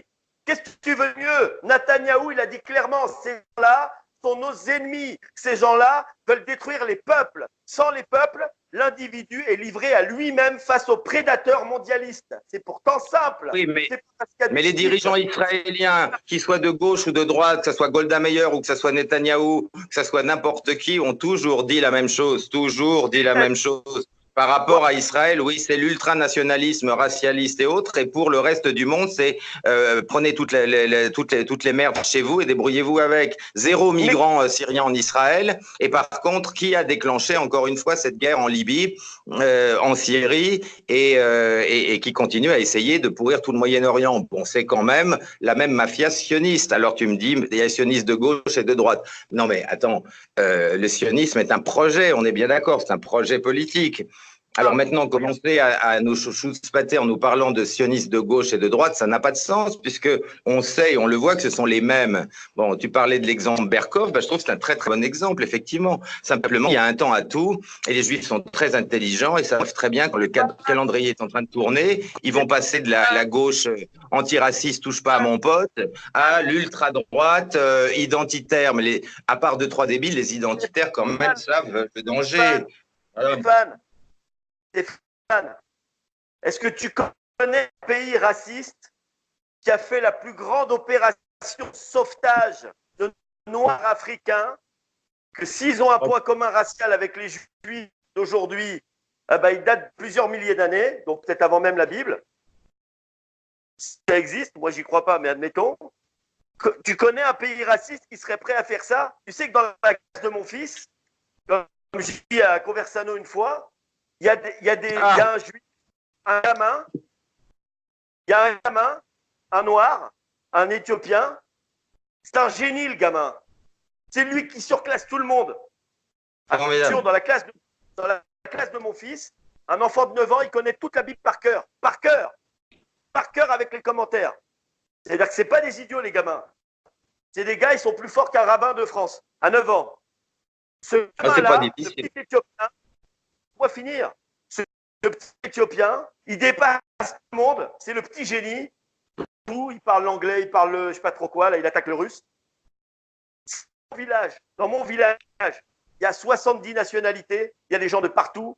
J'ai 2 voisins alliés des maisons d'à côté. Ils sont des Éthiopiens. Il y en a plein par d'ailleurs dans le village. Il y a aussi des blonds. Il y a aussi ce que tu veux. Il y a des gens qui préfèrent rester entre eux. Il y a des gens qui préfèrent se mélanger. C'est le choix, c'est la liberté. Comment tu peux nous accuser? Tu me dis ça, mais une minute avant, tu m'as dit que pour garder les particularismes d'Israël, il ne fallait pas accepter ça. Et je peux être d'accord, pourquoi pas. Mais je ne comprends pas. Accusé d'être un pays raciste, alors qu'on a fait une opération unique dans toute l'histoire pour sauver tout un peuple éthiopien pour avoir des Noirs en Israël, parce qu'ils se disaient juifs depuis 2000 ans. Comment peux-tu oser dire un mensonge pareil? Un mensonge pareil. Attends, les milliers de vidéos où des Israéliens lynchent des Éthiopiens et les dernières choses qui sont passées en Israël, tu les nies carrément. Ça n'existe pas. C'est aussi un délire de mon esprit conspirationniste. Non, des milliers de vidéos, mais tu délires. Vas-y, montre-les-moi les milliers de vidéos. Quand tu veux, je te les enverrai, tu me donnes un lien, il n'y a pas de problème. Ouais. Attention, je ne dis pas, tu peux me les mettre en commentaire de n'importe quelle de mes vidéos. Je ne dis pas, ou en dessous les tiennes, je ne dis pas qu'il n'y a pas de racisme en Israël. Du racisme, il y en a partout, malheureusement. C'est vrai. Et puis, il y a des gens qui préfèrent rester entre eux. Et puis, il y a des gens, ils pensent, moi, je trouve que les races, c'est beau. Moi, je veux qu'il reste des blonds, je veux qu'il reste des noirs, je veux qu'il reste de toutes sortes de gens. Moi, je ne suis pas raciste, mais je comprends que des gens veulent rester entre eux, y compris sur le plan racial, ça ne me dérange même pas. Les gens qui veulent Voilà, rester donc vous entre voulez eux. foutre les Éthiopiens juifs dehors, bon bah voilà, mais ça on l'a bien vu, etc. Mais donc ne critiquez pas certains pays européens quand ils veulent faire la même chose. Or moi c'est pas mon truc, comme je t'ai dit, moi c'est pas du tout ma tasse de thé. Mais c'est pour ça que les identitaires, enfin ceux qui ont un cerveau, ne marcheront jamais dans la combinationnisme parce qu'ils le voient bien, c'est pas possible, ça peut pas marcher. Et sur quoi tu t'appuies pour inventer des trucs pareils? Donne des preuves. Où tu vois qu'on veut mettre les Éthiopiens dehors? On a fait une opération qui nous a coûté un bras pour pouvoir les faire rentrer, les amener. Tu sais combien ça coûte le budget d'intégration des Éthiopiens tous les ans? C'est énorme, c'est le plus gros budget d'intégration de toute l'agence juive. De quoi tu parles? D'accord. Bah, écoute, puisque tu nies qu'il y ait ce problème, et moi, c'est même pas une critique, c'est que c'est une réalité. Enfin, bon, bref, mais c'est pas grave. Toutes les chaînes en ont parlé, voilà. Mais bref, c'est pas grave. Mais je t'enverrai les liens si tu veux, mais on n'en est pas là. Moi, je suis pas dans un duel. Hein, c'est pas du tout juste en train de parler. Mais tu sais bien, tu n'as pas pu ne pas voir tout ce qui est sorti là-dessus. Maintenant, si ce sont des faux, et si même I24 se met à faire des faux contre Israël, ça m'étonnerait, mais je te retrouverai la vidéo. Enfin bref. I24, c'est une chaîne d'abord de gauche, il faut le savoir, mais ça ne me dérange pas. Ce sont des gens bien, qui font des vidéos, qui font des ah oui, c'est des gens très bien. Excuse-moi de te couper. C'est des gens très très bien. Moi, je vis en Turquie depuis 2 ans. Il y a quelques mois, ils ont fait un reportage en me rendant moi et Dieudonné responsable qu'il y avait eu un cimetière juif profané en France, alors que je fous plus les pieds en France et que j'ai jamais appelé à agresser, surtout pas ni un juif ni qui que ce soit. C'est pas mes méthodes. Ils font un reportage pour dire que ce qui se passe avec le mouvement des Gilets jaunes et le fait qu'il y ait eu une fois de plus un faux, parce qu'on a appris après que c'était des juifs qui avaient foutu les croix gammées. En attendant, ils ont fait un reportage où ils disaient que c'était à cause de Dieudonné et de moi.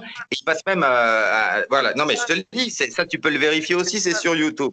Donc, ces gens t'accusent de choses absolument innommables parce que je suis pas comme ça. Bon, moi, je lutte par la parole, mais je suis pas quelqu'un de violent et c'est pas je suis pas là, j'ai pas envie d'éliminer les juifs, enfin, je suis pas un malade mental.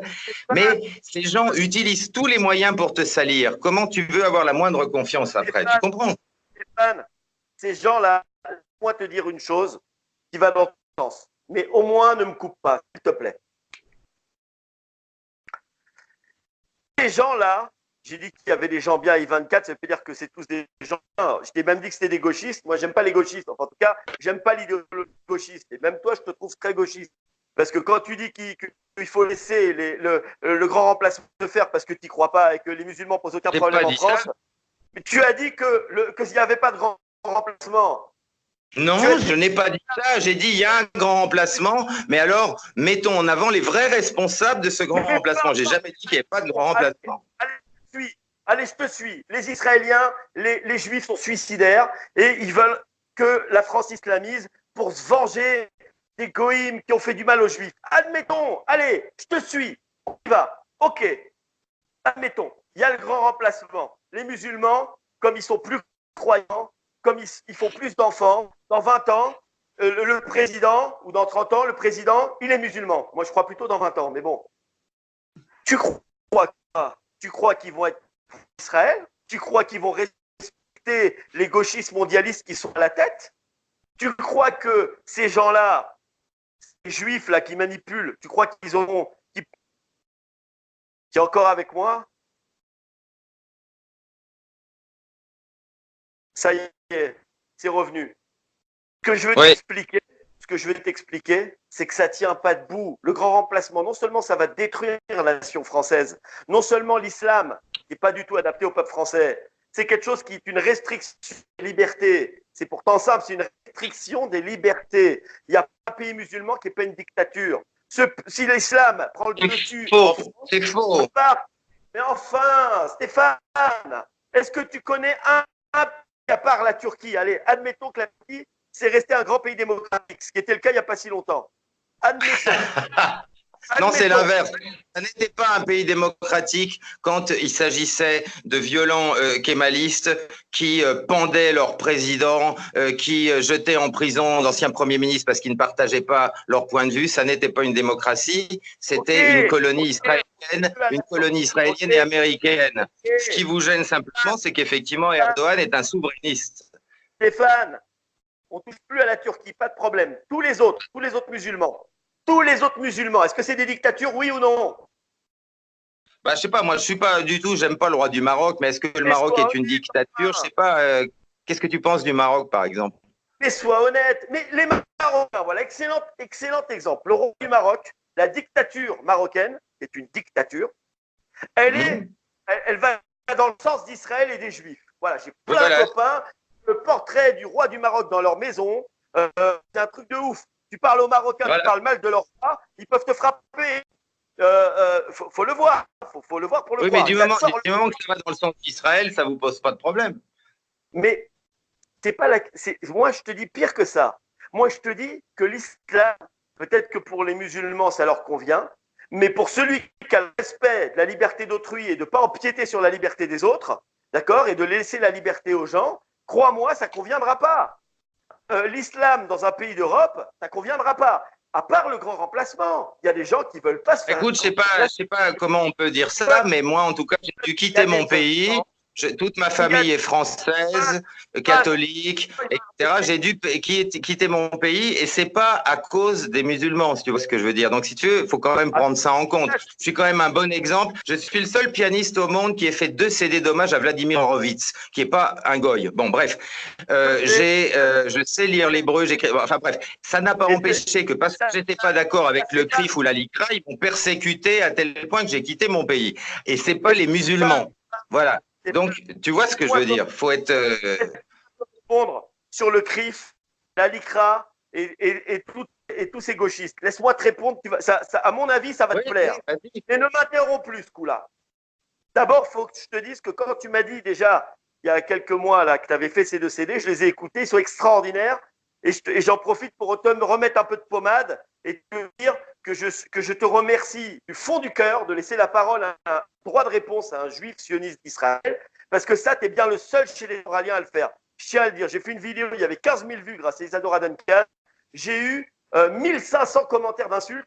C'est-à-dire c'est une secte le truc. Bon, maintenant, je vais te dire, tu as un grand mérite. Ce que tu fais là aujourd'hui, c'est un grand mérite. Je te remercie. Tu vois, je te mets de la pommade. Maintenant, je vais te répondre. C'est sincère. Je vais te répondre sur les bâtonneurs juifs gauchistes de France, qui sont d'ailleurs les premiers producteurs d'antisémitisme en France. D'accord? Oui. Tous les Bruxelles, tous les gauchistes. Il y avait une tradition, d'accord? Les juifs qui étaient en France, depuis Napoléon, il y a eu l'émancipation, on leur a donné la possibilité d'être des citoyens normaux, puisque l'Église, on va dire, reculait dans l'État, automatiquement, tout le monde pouvait être égaux.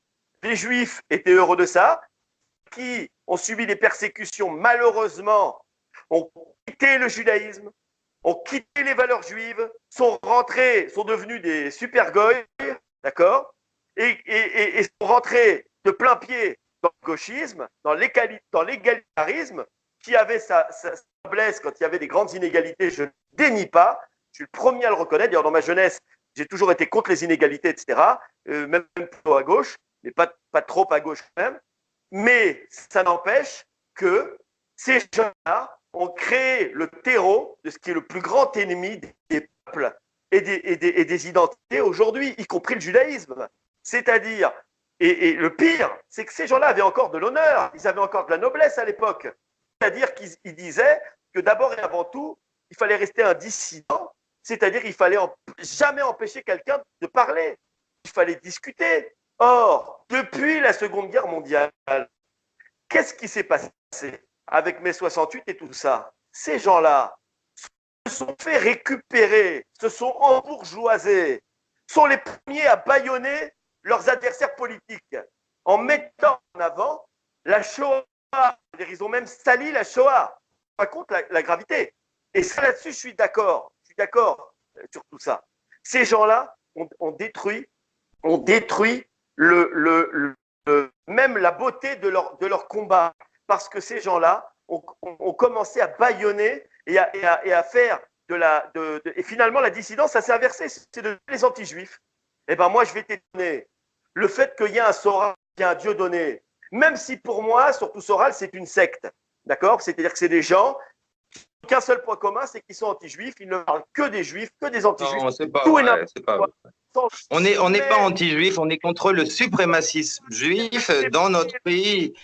Est-ce C'est que pas tu as vrai. déjà eu un débat? Est-ce que tu es capable de me faire rentrer pour faire un débat avec un des gars d'égalité et réconciliation? Ces gens-là fuient le débat. Il n'y a que toi qui as eu le courage jusqu'à aujourd'hui. Ouvre les yeux. Ça s'appelle une Mais secte. non, mais c'est pas vrai. Mais si tu veux, mais quand tu es attaqué de partout, écoute, tu sais que ça Mais n'arrête tu jamais. es Moi, je là. reçois 5000 messages d'insultes, de menaces de mort par des Israéliens, par la LDJ, par ça tous les jours. Je peux même plus rentrer sur mes emails ou Instagram ou tout, ça n'arrête jamais. Ça Et n'arrête je. jamais. C'est la seule réponse que tu peux avoir avec eux, c'est ça. Voilà. Donc, au bout Mais d'un moment, c'est sûr que tu dis non, non, mais mais on va se tenir loin de ces gens-là. C'est logique, si tu veux. Ça n'arrête pas. Ils ne veulent pas discuter. C'est eux qui ne veulent pas. Toi, tu veux. C'est pour ça que pareil, je te respecte. J'ai dit oui tout de suite et c'est intéressant. Mais tu sais bien qu'ils ne sont pas comme ça. La seule chose, ils vont t'envoyer des milliards de messages d'insultes, de menaces, etc. Et non-stop, ils ont un temps à perdre incroyable. pas de problème avec ça. Mais d'un autre côté, c'est normal, puisque vous refusez le débat. Vous ne faites que inventer des théories débiles pour accuser Israël et les Juifs de n'importe quoi, en vous appuyant derrière les gauchistes mondialistes qui sont juifs. Des théories débiles. Ah bah je crois pas qu'on s'appuie derrière des gauchistes mondialistes. Ça, je crois pas quand même. Charles Maurras, c'était pas un gauchiste mondialiste déjà. Et puis voilà. Et Zemmour d'ailleurs a repris comme d'habitude, puisqu'il y a quand même beaucoup de gens de votre religion qui reprennent tout. Donc Zemmour s'est fait passer pour un maurassien pour nous la foutre bien profond. Et puis maintenant, il a ce discours où il reprend 70% de ce que disait Soral quasiment mot pour mot, mais les 30% qui restent sont manquants. Et comme d'habitude, là, c'est le grand remplacement médiatique. D'ailleurs, en France, puisque ces gauchistes nous ont trouvé une loi qui consiste à faire qu'il faut qu'il y ait eu un homme, une femme, la parité à l'Assemblée nationale ou ailleurs, comment se fait-il qu'il y ait 99% de juifs, puisque maintenant on a le droit de le dire, à Radio France? Ça s'appelle de la colonisation. Ça s'appelle de la colonisation. Il est impossible que dans un pays où il y a moins d'1% d'une communauté, elle représente 99% dans les médias. Il n'y a pas d'autre mot, c'est une colonisation. Voilà. Et ça, on n'en veut pas, c'est tout. C'est pas être anti-juif. C'est pas être anti-juif. Soral n'est pas anti-juif, je suis pas anti-juif. On est anti-suprémacisme juif. C'est tout. On veut arrêter de se faire baiser. On n'a rien contre les juifs à partir du moment où ils s'inscrivent, s'ils vivent dans un pays, dans ce pays et qui travaillent pour le bien de ce pays d'une manière normale. Mais quand on a des Meir Habib ou des agents israéliens comme ça, ce salopard de Meir Habib qui fait rentrer des agents du Mossad armés dans l'Assemblée nationale, ça s'appelle de la haute trahison et c'est passible. Bon, s'il y avait la peine de mort, ça serait passible de la peine de mort. C'est passible de prison. Mais comme toutes les institutions françaises sont gangrénées par des mouvements sionistes qui dirigent absolument tout, ça s'appelle de la colonisation. La France est un pays colonisé par Israël. Si elle ne l'était pas, notre discours sera aussi différent. Mais ça n'est pas le cas et on peut le voir parce qu'on ne peut même plus ouvrir la bouche. On a des milliers de procès. On ne nous lâche pas une seule seconde. Et donc, tu le sais. Voilà, c'est tout. C'est ça le problème. Stéphane, tu m'entends? Oui. Oui, je t'entends. Du système, est-ce que tu es d'accord? Ils sont tous contre la politique de Netanyahou. Est-ce que tu es d'accord que depuis 30 ans, tous les médias sont contre Israël et pro-israéliens? Est-ce que tu es d'accord avec ça? Ah bah non, non, on n'entend quasiment aucune critique du gouvernement israélien. Même BHL qui est censé être de gauche, je l'ai jamais entendu taper sur Netanyahou. Golnadel, bon, c'est un de ses meilleurs amis, mais Meir Habib, on n'en parle pas. Non, évidemment que je suis pas d'accord. Tout ça, c'est une route spa. Enfin, c'est évident. Tout ça, c'est pour nous faire croire qu'il y a une gauche et une droite sioniste, et ça ne peut pas exister, ne serait-ce que par la définition même du sionisme. Il n'y a pas de gauche et de droite sioniste. Le projet du sionisme, c'est de gagner. Et pour gagner, on utilise les méthodes qu'on connaît, et on sait que dans la Kabbale, il y en a pas mal, et c'est tout. Donc pour moi, c'est simplement un moyen de garder le contrôle. Mais me faire croire qu'il y a une gauche et une droite sioniste qui seraient prêtes à se taper dessus, non, j'y crois pas du tout. Stéphane, c'est quoi le sionisme?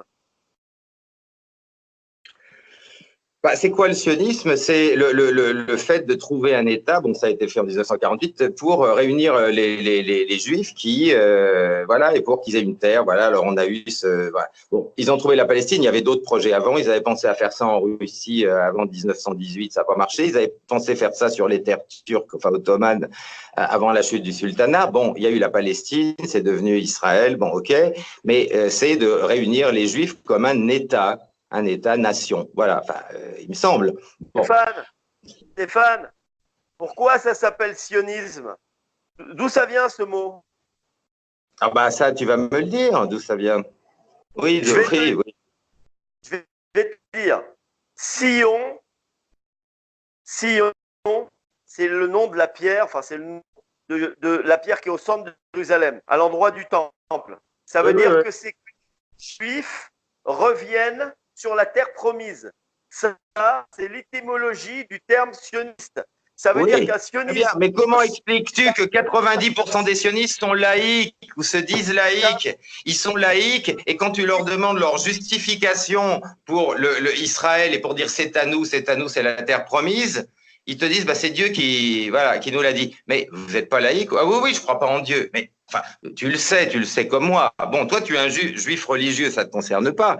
Mais tu sais très bien que ce qu'on voit passer sur les plateaux de télévision en France depuis 40 ans, ce sont des juifs laïcs, enfin, supposément laïcs.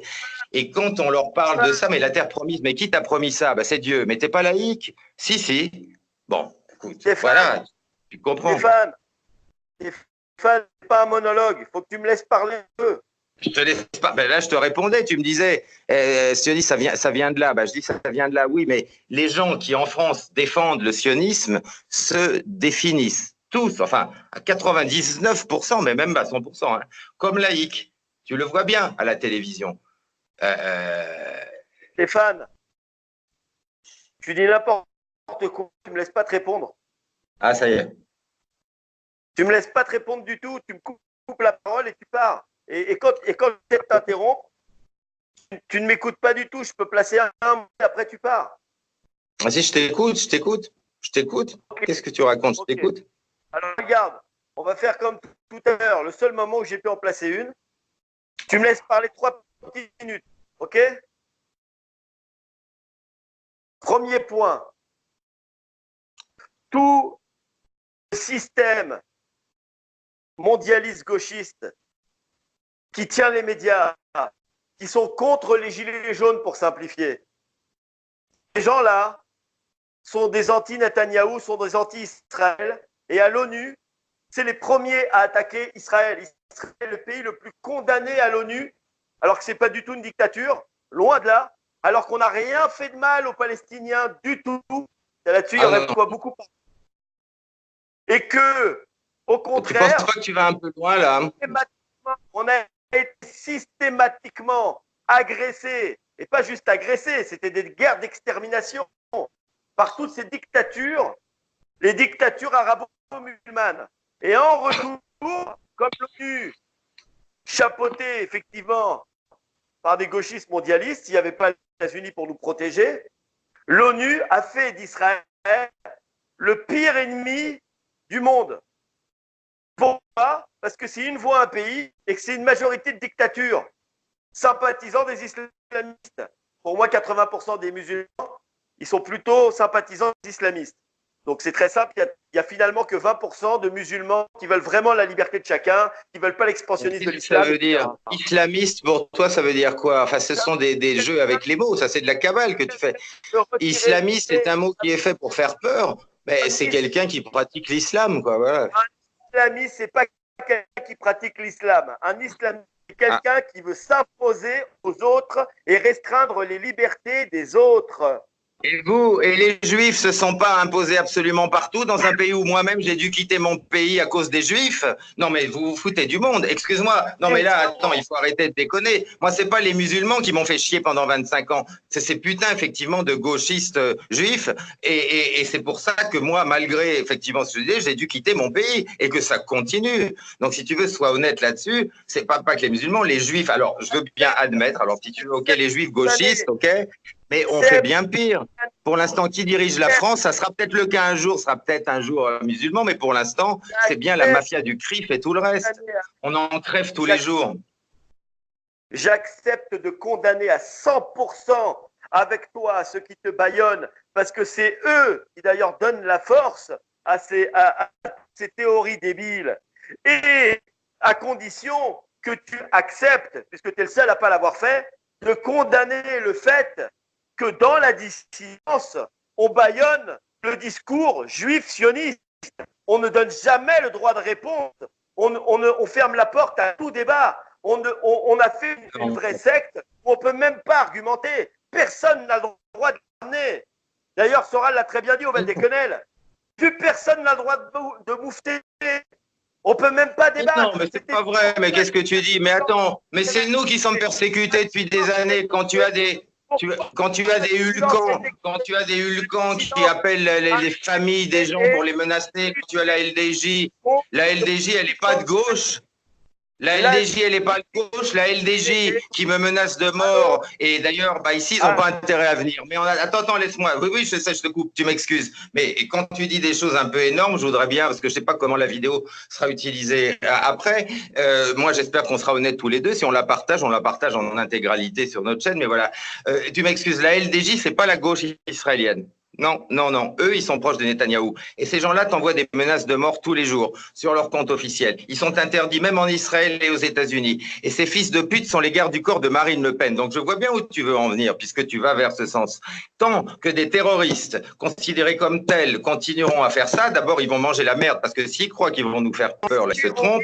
Mais quand ils continuent à envoyer sur leur... Moi, mon compte Twitter a été fermé, parce que j'ai fait un jeu de mots sur le ministre de la Culture. Voilà. Maintenant, la LDJ peut, sur son mur officiel de Twitter, appeler à m'assassiner pendant mes concerts. Voilà. Alors, tant qu'effectivement la France sera occupée par cette bande de nazes qui sont des connards épouvantables, mais qui prétendent nous faire peur, je leur dis « make my day ». Voilà. Et le jour où tu condamneras aussi ces abrutis qui, eux, sont pas des gauchistes et qu'on les foute dehors et qui repartent en Israël, alors on pourra parler. Mais tant que sur le territoire français, il y aura des terroristes israéliens d'extrême droite qui se permettent de menacer de mort des citoyens, ils sont pas sortis de l'auberge non plus et qu'ils essayent pas de nous faire peur. Parce qu'en tout cas, ici, ils sont connus maintenant. Stéphane, n'aie pas peur. Si un juif, il voulait te tuer, il t'aurait tué depuis longtemps. N'aie pas peur. Merci de me le dire. C'est intéressant. Oui, c'est valable dans les deux sens. C'est valable dans les deux sens. C'est peut-être pour ça qu'ils ne le font pas, d'ailleurs. Stéphane, ces gars-là, tu sais pas ce que c'est qu'un terroriste, Stéphane. Tu sais pas ce que c'est qu'un gars que dans ton supermarché, il vient sur toi avec un couteau. Tu sais pas ce que c'est que faire la guerre. Tu sais pas ce que c'est que je sais même pas si tu sais ce que c'est la mort. C'est vous qui les formez, c'est sûr que j'en sais beaucoup moins que vous. Moi, j'ai jamais formé de terroristes. Vous passez votre vie à former des terroristes. Alors, évidemment. Les terroristes, c'est ceux qu'Erdogan, il encense ton coin. C'est ceux qui envoient des scuds, des missiles, des roquettes sur mon peuple. Ça, c'est un terroriste. Celui qui envoie ses enfants se faire buter pourvu qu'il arrive à assassiner les miens, alors que moi, je suis obligé de risquer la vie des miens pour essayer de sauver les leurs. Ça, c'est un terroriste. N'inverse pas les rôles, Stéphane. C'est quelqu'un d'honnête. Oui, c'est quelqu'un d'honnête, je crois, mais les méthodes de la LDJ, c'est honnête. Le fait d'assassiner des enfants sur une plage, c'est honnête. Non, écoute. C'est une bande de gamins qui ne répondent pas du tout aux lois et aux règles d'Israël. C'est pas des gens qui ont fait l'armée en Israël. C'est des gens qui n'ont pas vraiment de maturité. Mais quand ils sont en face de gens comme toi, qui passent leur temps à cracher sur Israël, c'est la première fois qu'il permet un sparring partner avec un juif. C'est la première fois, reconnais-le, depuis des années. Et c'est tout ton honneur. Mais attends, mais parce qu'on ne me l'a pas demandé avant, t'es le premier à me l'avoir demandé, j'aurais toujours accepté. Stéphane, si tu as des gamins en face qui voient ça, qui voient un mec comme Rissen qui affirme que les juifs orthodoxes, ils sodomisent leurs femmes et vas-y, pendant les périodes etc. Mais n'importe quoi, que des mensonges, que des inventions. Tu parles pas avec Rissen, tu parles avec moi là. Attends, tu parles pas avec Rissen, tu parles avec moi. Voilà.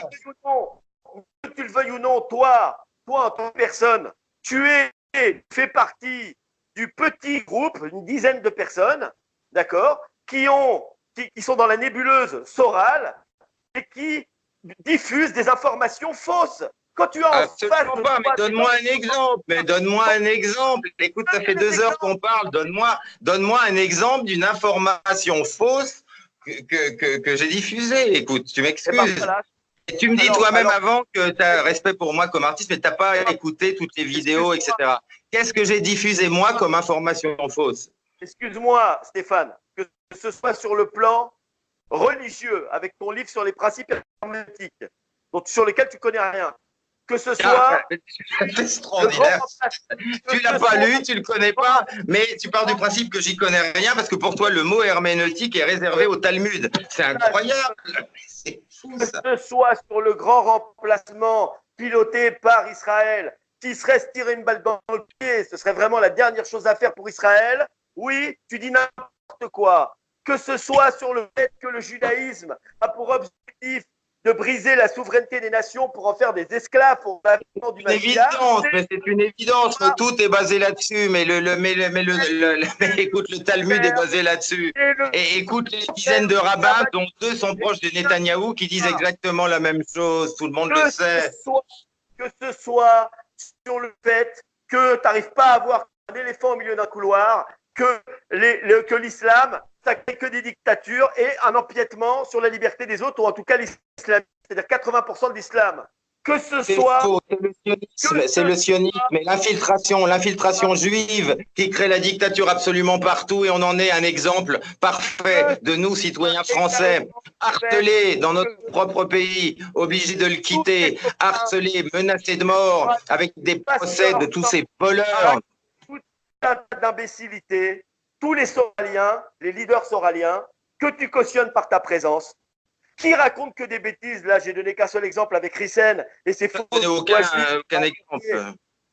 Avec ses fausses lois juives inventées, ça en dit long sur ses pratiques. Mais que écoute, arrête de dire des conneries. Non, là, écoute, d'abord, je voudrais dire un truc. Tu parles à moi et pas à Soral. Si tu veux parler à Soral, tu lui demandes. Bon, deuxième chose, oui, je soutiens Soral et j'en suis très, très content. C'est un ami, mais je ne suis pas un agent de qui que ce soit. Si je soutiens Soral, c'est parce que je pense qu'il a raison. Et vous devriez vous poser la question sur une chose. C'est pourquoi 3 personnes aussi différentes que nous, Dieudonné, Soral et moi, si vous regardez notre parcours, il y a 20 ans, Soral, il parlait de tout sauf des Juifs. Et il était communiste. Il y a 20 ans, Dieudonné, il était avec Elie Semoun et il était dans les mouvements antiracistes, antifascistes, etc. Moi, je faisais mes disques et machin. Vous devriez, vous poser la question de savoir pourquoi 3 personnalités aussi différentes que nous en sont là aujourd'hui et disons ce qu'on dit. Parce que vous serez forcé d'être d'accord qu'on n'est pas né avec le bras en l'air ou machin, etc. Comment les choses peuvent arriver au point que 3 personnes, 3 artistes qui ont un parcours, parce que quand même Soral, c'est un artiste au début, Dieudonné aussi, moi aussi. Comment 3 artistes qui ont commencé leur vie d'une manière totalement différente en sont arrivés à ça? Vous devriez peut-être aussi vous le demander. C'est ça que je veux dire. Stéphane, j'ai ma petite idée là-dessus. Et dans ton cas, et d'ailleurs, c'est aussi pour ça que tu me laisses parler, pour Soral et Dieudonné, c'est beaucoup moins reluisant que pour toi, parce que c'est beaucoup plus opportuniste. Pour toi, c'est plus compliqué, je veux bien le croire. Sache que Dieudonné, à une époque, dans une émission, je me souviens, qui était sur la 5, enfin pas la 5, la 5e, une petite chaîne qui avait eu un moment, sur les minorités visibles, il disait dans un reportage, un interview, où il disait que les qui mettaient les Noirs en avant à la télé, c'était des Juifs. Il fallait que le producteur soit juif, sinon ça n'existe pas. Alors l'extrême droite va dire, ah, les Juifs, ils mettent les Noirs en avant, ils veulent le grand remplacement. Mais à l'époque, il disait exactement tout le contraire de ce qu'il dit aujourd'hui, comme il fait systématiquement. Alors s'il te plaît, Soral, c'est un discours idéologique, je veux bien, et lui proposer un débat qui a fait 15 000 vues, cette demande de débat, en réponse à Isadora Duncan. Ça a fait 15 000 vues, 500 réponses sur la vidéo, que Isadora Duncan avait épinglé en tête de la vidéo. Pas une réponse, à part les Soraliens. 15 500 réponses des Soraliens, essentiellement des insultes. Et Soral, le grand silence. Alors, oh, arrête avec ça. Écoute, arrête avec ça. De votre côté, du côté des Juifs, c'est vrai, moi je prends à chaque fois que je fais une vidéo où je me la fais interdire, où je vais enculer ta mère, fils de pute, sale goy. Alors, ok, qu'il y ait des connards des deux côtés, je veux bien le croire, ok, j'accepte. Mais tu peux pas dire ça des deux côtés. Il y a des abrutis partout et tu peux trouver des gens qui vont te répondre comme ça. Mais arrête de dire que les Soraliens sont des abrutis, parce que dans ton camp, il y en a pas mal aussi. Et ça, je le vis tous les jours, mais jusqu'à en avoir tellement plein le cul que tu peux pas savoir. Donc, malheureusement, on sait, c'est la vie. Il y a des connards partout qui veulent pas discuter, qui ne font qu'insulter. Voilà. Je suis d'accord. Sauf que toi, tu as 35 000 abonnés. Moi, j'en ai 100. Donc, ça veut dire que si j'ai 1500 réponses d'insultes sur une vidéo, alors que toi, tu dois en avoir combien au pire de tes vidéos, des insultes en dessous de tes commentaires, tu dois en avoir quoi, une centaine, 200? Moi, j'en ai eu 1500 sur une vidéo.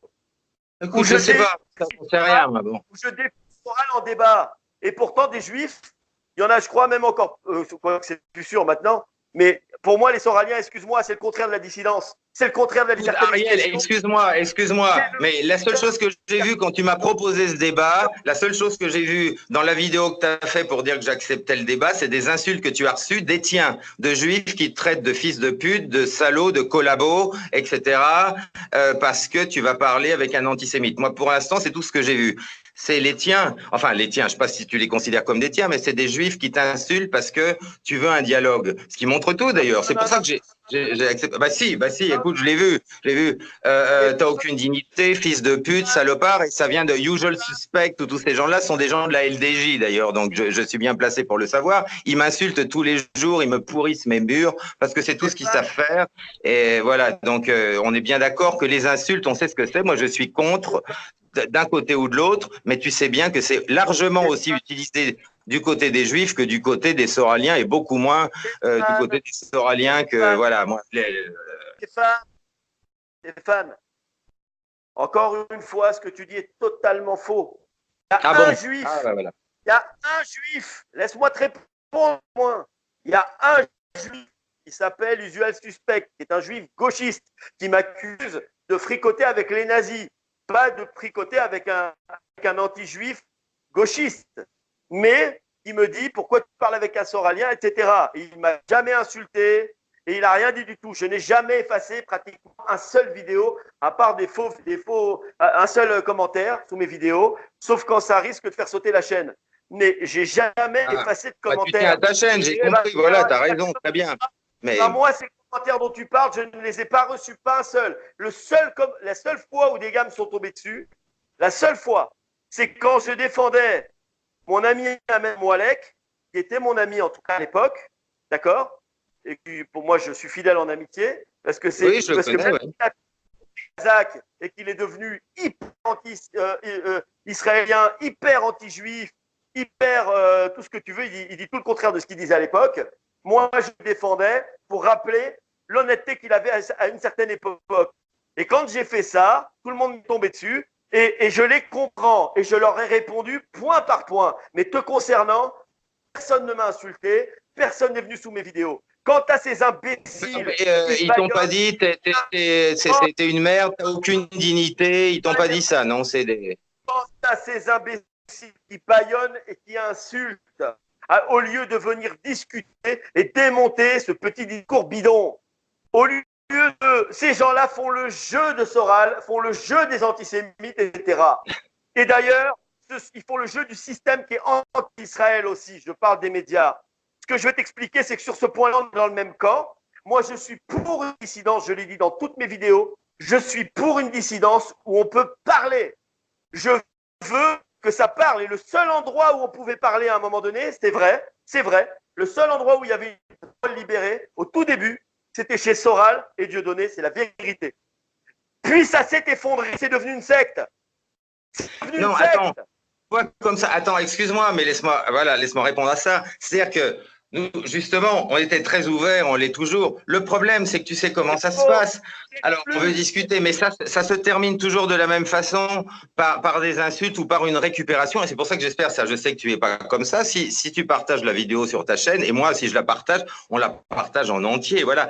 Tu sais comment ça se passe. On va prendre 10 secondes d'un truc, le manipuler, après les menaces, les trucs. Donc, au bout d'un moment, tu il n'y a rien à discuter puisqu'on ne peut pas aller plus loin. Bon, moi, avec toi, on peut parler. On n'est pas d'accord sur un certain nombre de choses, mais je pense que malgré tout, ça restera quelque chose de très intéressant parce qu'il n'y a ni haine, ni ce genre de conneries, etc. Et on sort de certains schémas débiles qui pourrissent la France et qui pourrissent tout depuis des années. Donc, de toute façon, c'est positif. Bon, voilà. Et moi, j'ai toujours pour ça. Mais si tu veux, à partir du moment… Pourquoi des gens… Regarde, pourquoi des gens qui n'ont rien à voir, au fond, comme Rissen, tu dis, voilà, Dieudo, Soral, moi, ou d'autres se regroupent. Mais c'est parce que à partir du moment où tu émets la moindre critique sur une chose, par exemple sur, je sais pas, sur Bernard-Henri Lévy, donc déjà tu es exclu de la société. Enfin, je veux dire, on te fait la totale.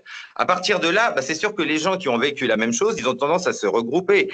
Et après, il faut pas s'étonner. C'est-à-dire, on te fait tout. Donc ces gens ont réussi un tel exploit qui sont effectivement la plus grande source de propagation de l'antisémitisme, c'est évident. Bon, mais en même temps, est-ce qu'une certaine forme de sionisme n'a pas besoin d'antisémitisme pour pouvoir continuer à justifier des actions impossibles? C'est ça qui est terrible. Mais en tout cas, ils ont tellement bien fait le boulot que la moindre critique, la moindre même discussion, bon, tu sais ce que tu te prends dans la gueule tout de suite, voilà, et ils l'ont tellement fait exagérément. Mais quand tu vois qu'un mec comme Étienne Chouard, moi je m'en fous d'Étienne Chouard, j'en ai rien à foutre, mais le mec, je veux dire, s'il y a bien un mec qui n'est pas antisémite, c'est Étienne Chouard. Bon, même ça, ils ont réussi à le baiser. Mais c'est incroyable. Donc, on est vraiment dans une dictature. Et ce qu'ils sont en train de faire est extraordinairement dangereux.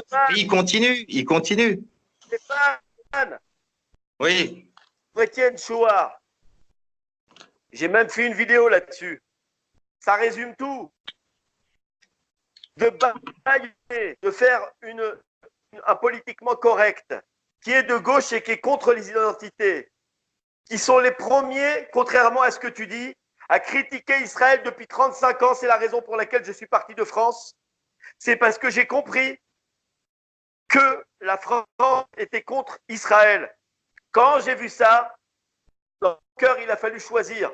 Je me suis dit, est-ce que je suis plus israélien ou juif, ou est-ce que je suis plus français? Il fallait prendre les armes comme en 40, où il y avait des juifs de France qui prenaient les armes contre des juifs allemands. La réponse, elle a été claire. Je suis plus juif et donc israélien, et donc je devais partir, et je n'ai pas donné la nationalité française à mes enfants malgré les avantages, parce que je suis quelqu'un d'honnête. D'ailleurs, comment peux-tu douter que je ne vais pas mettre cette vidéo en entier? Moi, je suis quelqu'un de croyant et d'honnête. Je sais que tu es croyant aussi. Eh ben, sache que j'essaie toujours, surtout avec des contradicteurs idéologiques, d'être toujours honnête et sincère avec mes pensées devant Dieu. Oui, mais j'en doute pas. Hein. Je ne t'ai pas accusé de ne pas l'être. Hein. Je fais même un travail intérieur pour ça, en faisant bien attention, même quand je parle en privé avec des leaders de tel ou tel groupe, de faire attention à rester honnête et de jamais rentrer ni le double discours, ni les arrière-pensées, pour essayer d'être le plus clean possible, pour pas me faire accuser de quoi que ce soit. Accuser, on peut toujours, mais injustement. Ce que je veux dire, c'est que depuis 35 ans, les médias français, y compris de très nombreux juifs qui sont très nombreux dans le système gauchiste, mondialiste, etc., de l'oligarchie, passent leur temps à être pro-palestiniens, passent leur temps à taper sur Israël, justement. C'est le discours des dictatures, c'est la propagande des dictatures musulmanes qui a poussé et qui a permis le grand remplacement aujourd'hui également en France. C'est mon opinion sincère. Et ça, c'est pas de la, c'est pas de la manipulation, c'est ce que j'ai vécu. Et c'est pour ça que je suis parti. Maintenant, écoute. La seule période dans l'histoire où Jérusalem a été en paix, c'est au moment des Ottomans, où les chrétiens, les juifs et les musulmans vivaient sans problème. Bon, ok, la création d'Israël, très bien, etc. Bon, ok, mais qu'est-ce qui s'est passé après? Enfin, vous pouvez pas quand même nier ce que vous êtes en train de faire à Gaza. Enfin, tout le monde sait que c'est un camp de concentration à ciel ouvert. Alors, il y a des gens après qui vont dire, oui, mais en quoi ça vous regarde? Bon, déjà, humainement, ça peut nous regarder. Mais même si on se dit, on est même un nationaliste, etc., qui va dire, moi, j'en ai rien à foutre, je pense à la France. Mais comme la politique française est une politique israélienne, les intérêts de l'État français, les intérêts du peuple de France et les intérêts des Israéliens sont pas forcément toujours les mêmes. Et en ce moment, on est dans un contexte où tout ce qui est décidé en France est décidé pour les intérêts de l'État d'Israël. C'est ça le problème. Donc, si on parle de souverainisme et de nationalisme, on ne pourrait s'entendre que dans la mesure où on protège nous-mêmes nos intérêts. Stéphane, là, tu viens de rentrer sur le sujet de Gaza, des Palestiniens. Une fois de plus. Ben, c'est toi qui as parlé des Palestiniens, c'est pour ça. Une fois de plus, selon moi, tu dis vraiment n'importe quoi. Mais, voilà. Les Palestiniens vivent le paradis à Gaza et je suis un civil, je connais rien. C'est ça. Stéphane, ça va être Shabbat. Je vais me faire gronder par ma femme. Bon courage. Moi, beaucoup plus difficile que d'affronter tous les Soraliens réunis. Ah oui, ça j'en doute pas une seconde, ça c'est clair. Alors là, j'accepte, mais alors, oh là là. C'est une Algéroise. Autant te dire que ça va chauffer pour moi. Donc on va s'arrêter là si tu veux bien. Je te remercie du fond du cœur. C'est une première. J'espère qu'il y en aura d'autres de ta part et de la part des autres. J'espère que le discours, le débat va s'ouvrir enfin. Et si on réussit ça, Stéphane, la dissidence, ce sera une vraie dissidence où tout le monde pourra parler avec tout le monde, où ce sera la vraie bulle de liberté d'expression contre le politiquement correct en France, en train de briser la France et qui essaye, même ici, de briser elle, mais ils n'y arriveront pas parce que le peuple est fort. Et je peux t'affirmer que s'il y a une vraie bulle de liberté d'expression totale par des débats de gens ouverts, si Soral, il accepte, ou ses copains, je m'en fous de lui, ou accepte de parler avec des juifs et à débattre, mais comment veux-tu qu'on les accuse d'antisémitisme? Ça marche plus, cet argument bidon. Tant mieux, ça serait bien que ça se sache en France, parce que pour l'instant… Tu sais pourquoi ils attaquent Israël à l'ONU? Parce qu'ils les accusent d'être les nouveaux nazis. Ça te rappelle rien, Stéphane? Oui, ça me rappelle surtout que le mot nazi a été créé par le bénébérite. Soral ou un Soralien, il accepte de parler avec un sioniste, mais pas un idiot bourré de haine et d'insultes, un type normal, un juif simple, mais qui a des arguments. S'il y a un vrai débat, ça c'est le début.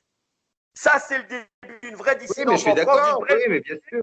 Et ça, je peux t'affirmer que tout le monde s'enrichira. Moi, ça fait 2 ans que je côtoie la dissidence, tout le monde le sait. Ça fait 2 ans que je parle avec tous les leaders, etc.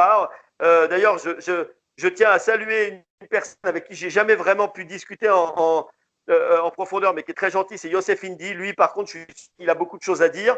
J'aimerais beaucoup débattre avec lui. J'aime beaucoup Youssef. D'accord total avec ses bouquins. Je m'en doute en désaccord total, mais il dit des choses intéressantes, par exemple sur le fait que l'Ancien Testament, sur le fait que la Torah a été, voilà, enfin oui, bien sûr, mais Youssef c'est un copain, oui. Ouais, il dit n'importe quoi, mais il est super. Non, enfin bon, ça c'est un autre sujet, tu lui demanderas à lui, mais moi je te dis, hein, tu parles avec moi, tu parles pas avec Soral ou Youssef, si tu veux parler avec eux, tu leur demandes, mais pour moi Youssef dit pas du tout n'importe quoi, mais… La personne c'est quelqu'un de bien, Youssef Indy. Ça, je suis d'accord à 100%. Maintenant, ce que je veux te dire, c'est que je te remercie énormément du fond du cœur. Pas seulement pour moi, parce que les Juifs, ils s'en foutent en réalité de la dissidence. À part moi, on dirait que tout le monde s'en fout. Je te remercie pour tous ceux qui voudraient qu'il y ait un peu de liberté et un peu de discours honnête et un peu de débat et un peu bref, le contraire de la grande secte qui est les médias et tout ça. Mais en face, on a une petite secte qui s'appelle les Soraliens. Et au milieu, il y a Shoah qui s'est fait piéger.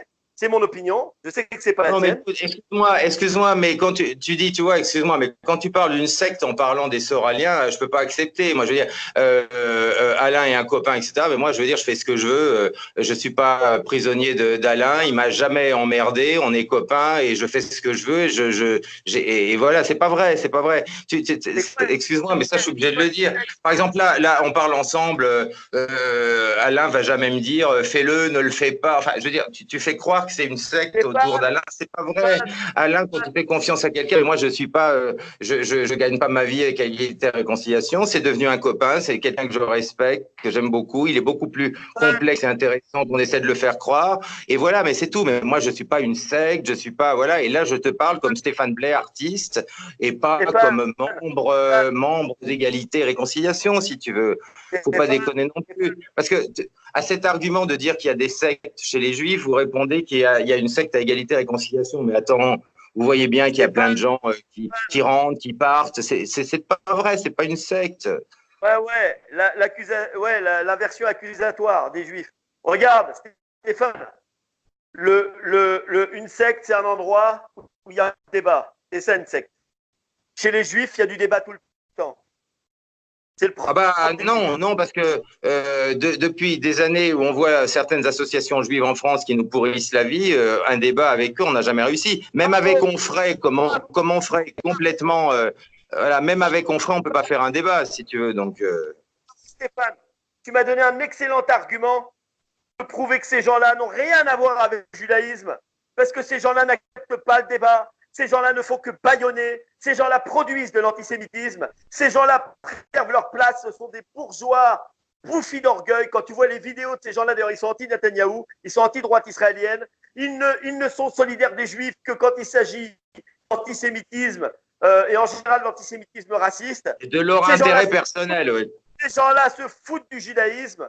Ces gens-là se foutent de l'identité juive, du peuple juif ou du peuple d'Israël, d'une manière générale, parce que le judaïsme n'est pas racial. Le judaïsme n'est pas racial, même si effectivement il y a le peuple juif historiquement, et la majorité des juifs sont d'origine juive, oui, ils sont d'origine de souche, on va dire, mais c'est pas racial. Peu importe, regarde, j'ai une épée de Damoclès sur la tête et je commence à flipper sérieusement. Ta femme, oui, va la retrouver, je voudrais pas qu'elle te décapite à cause de moi.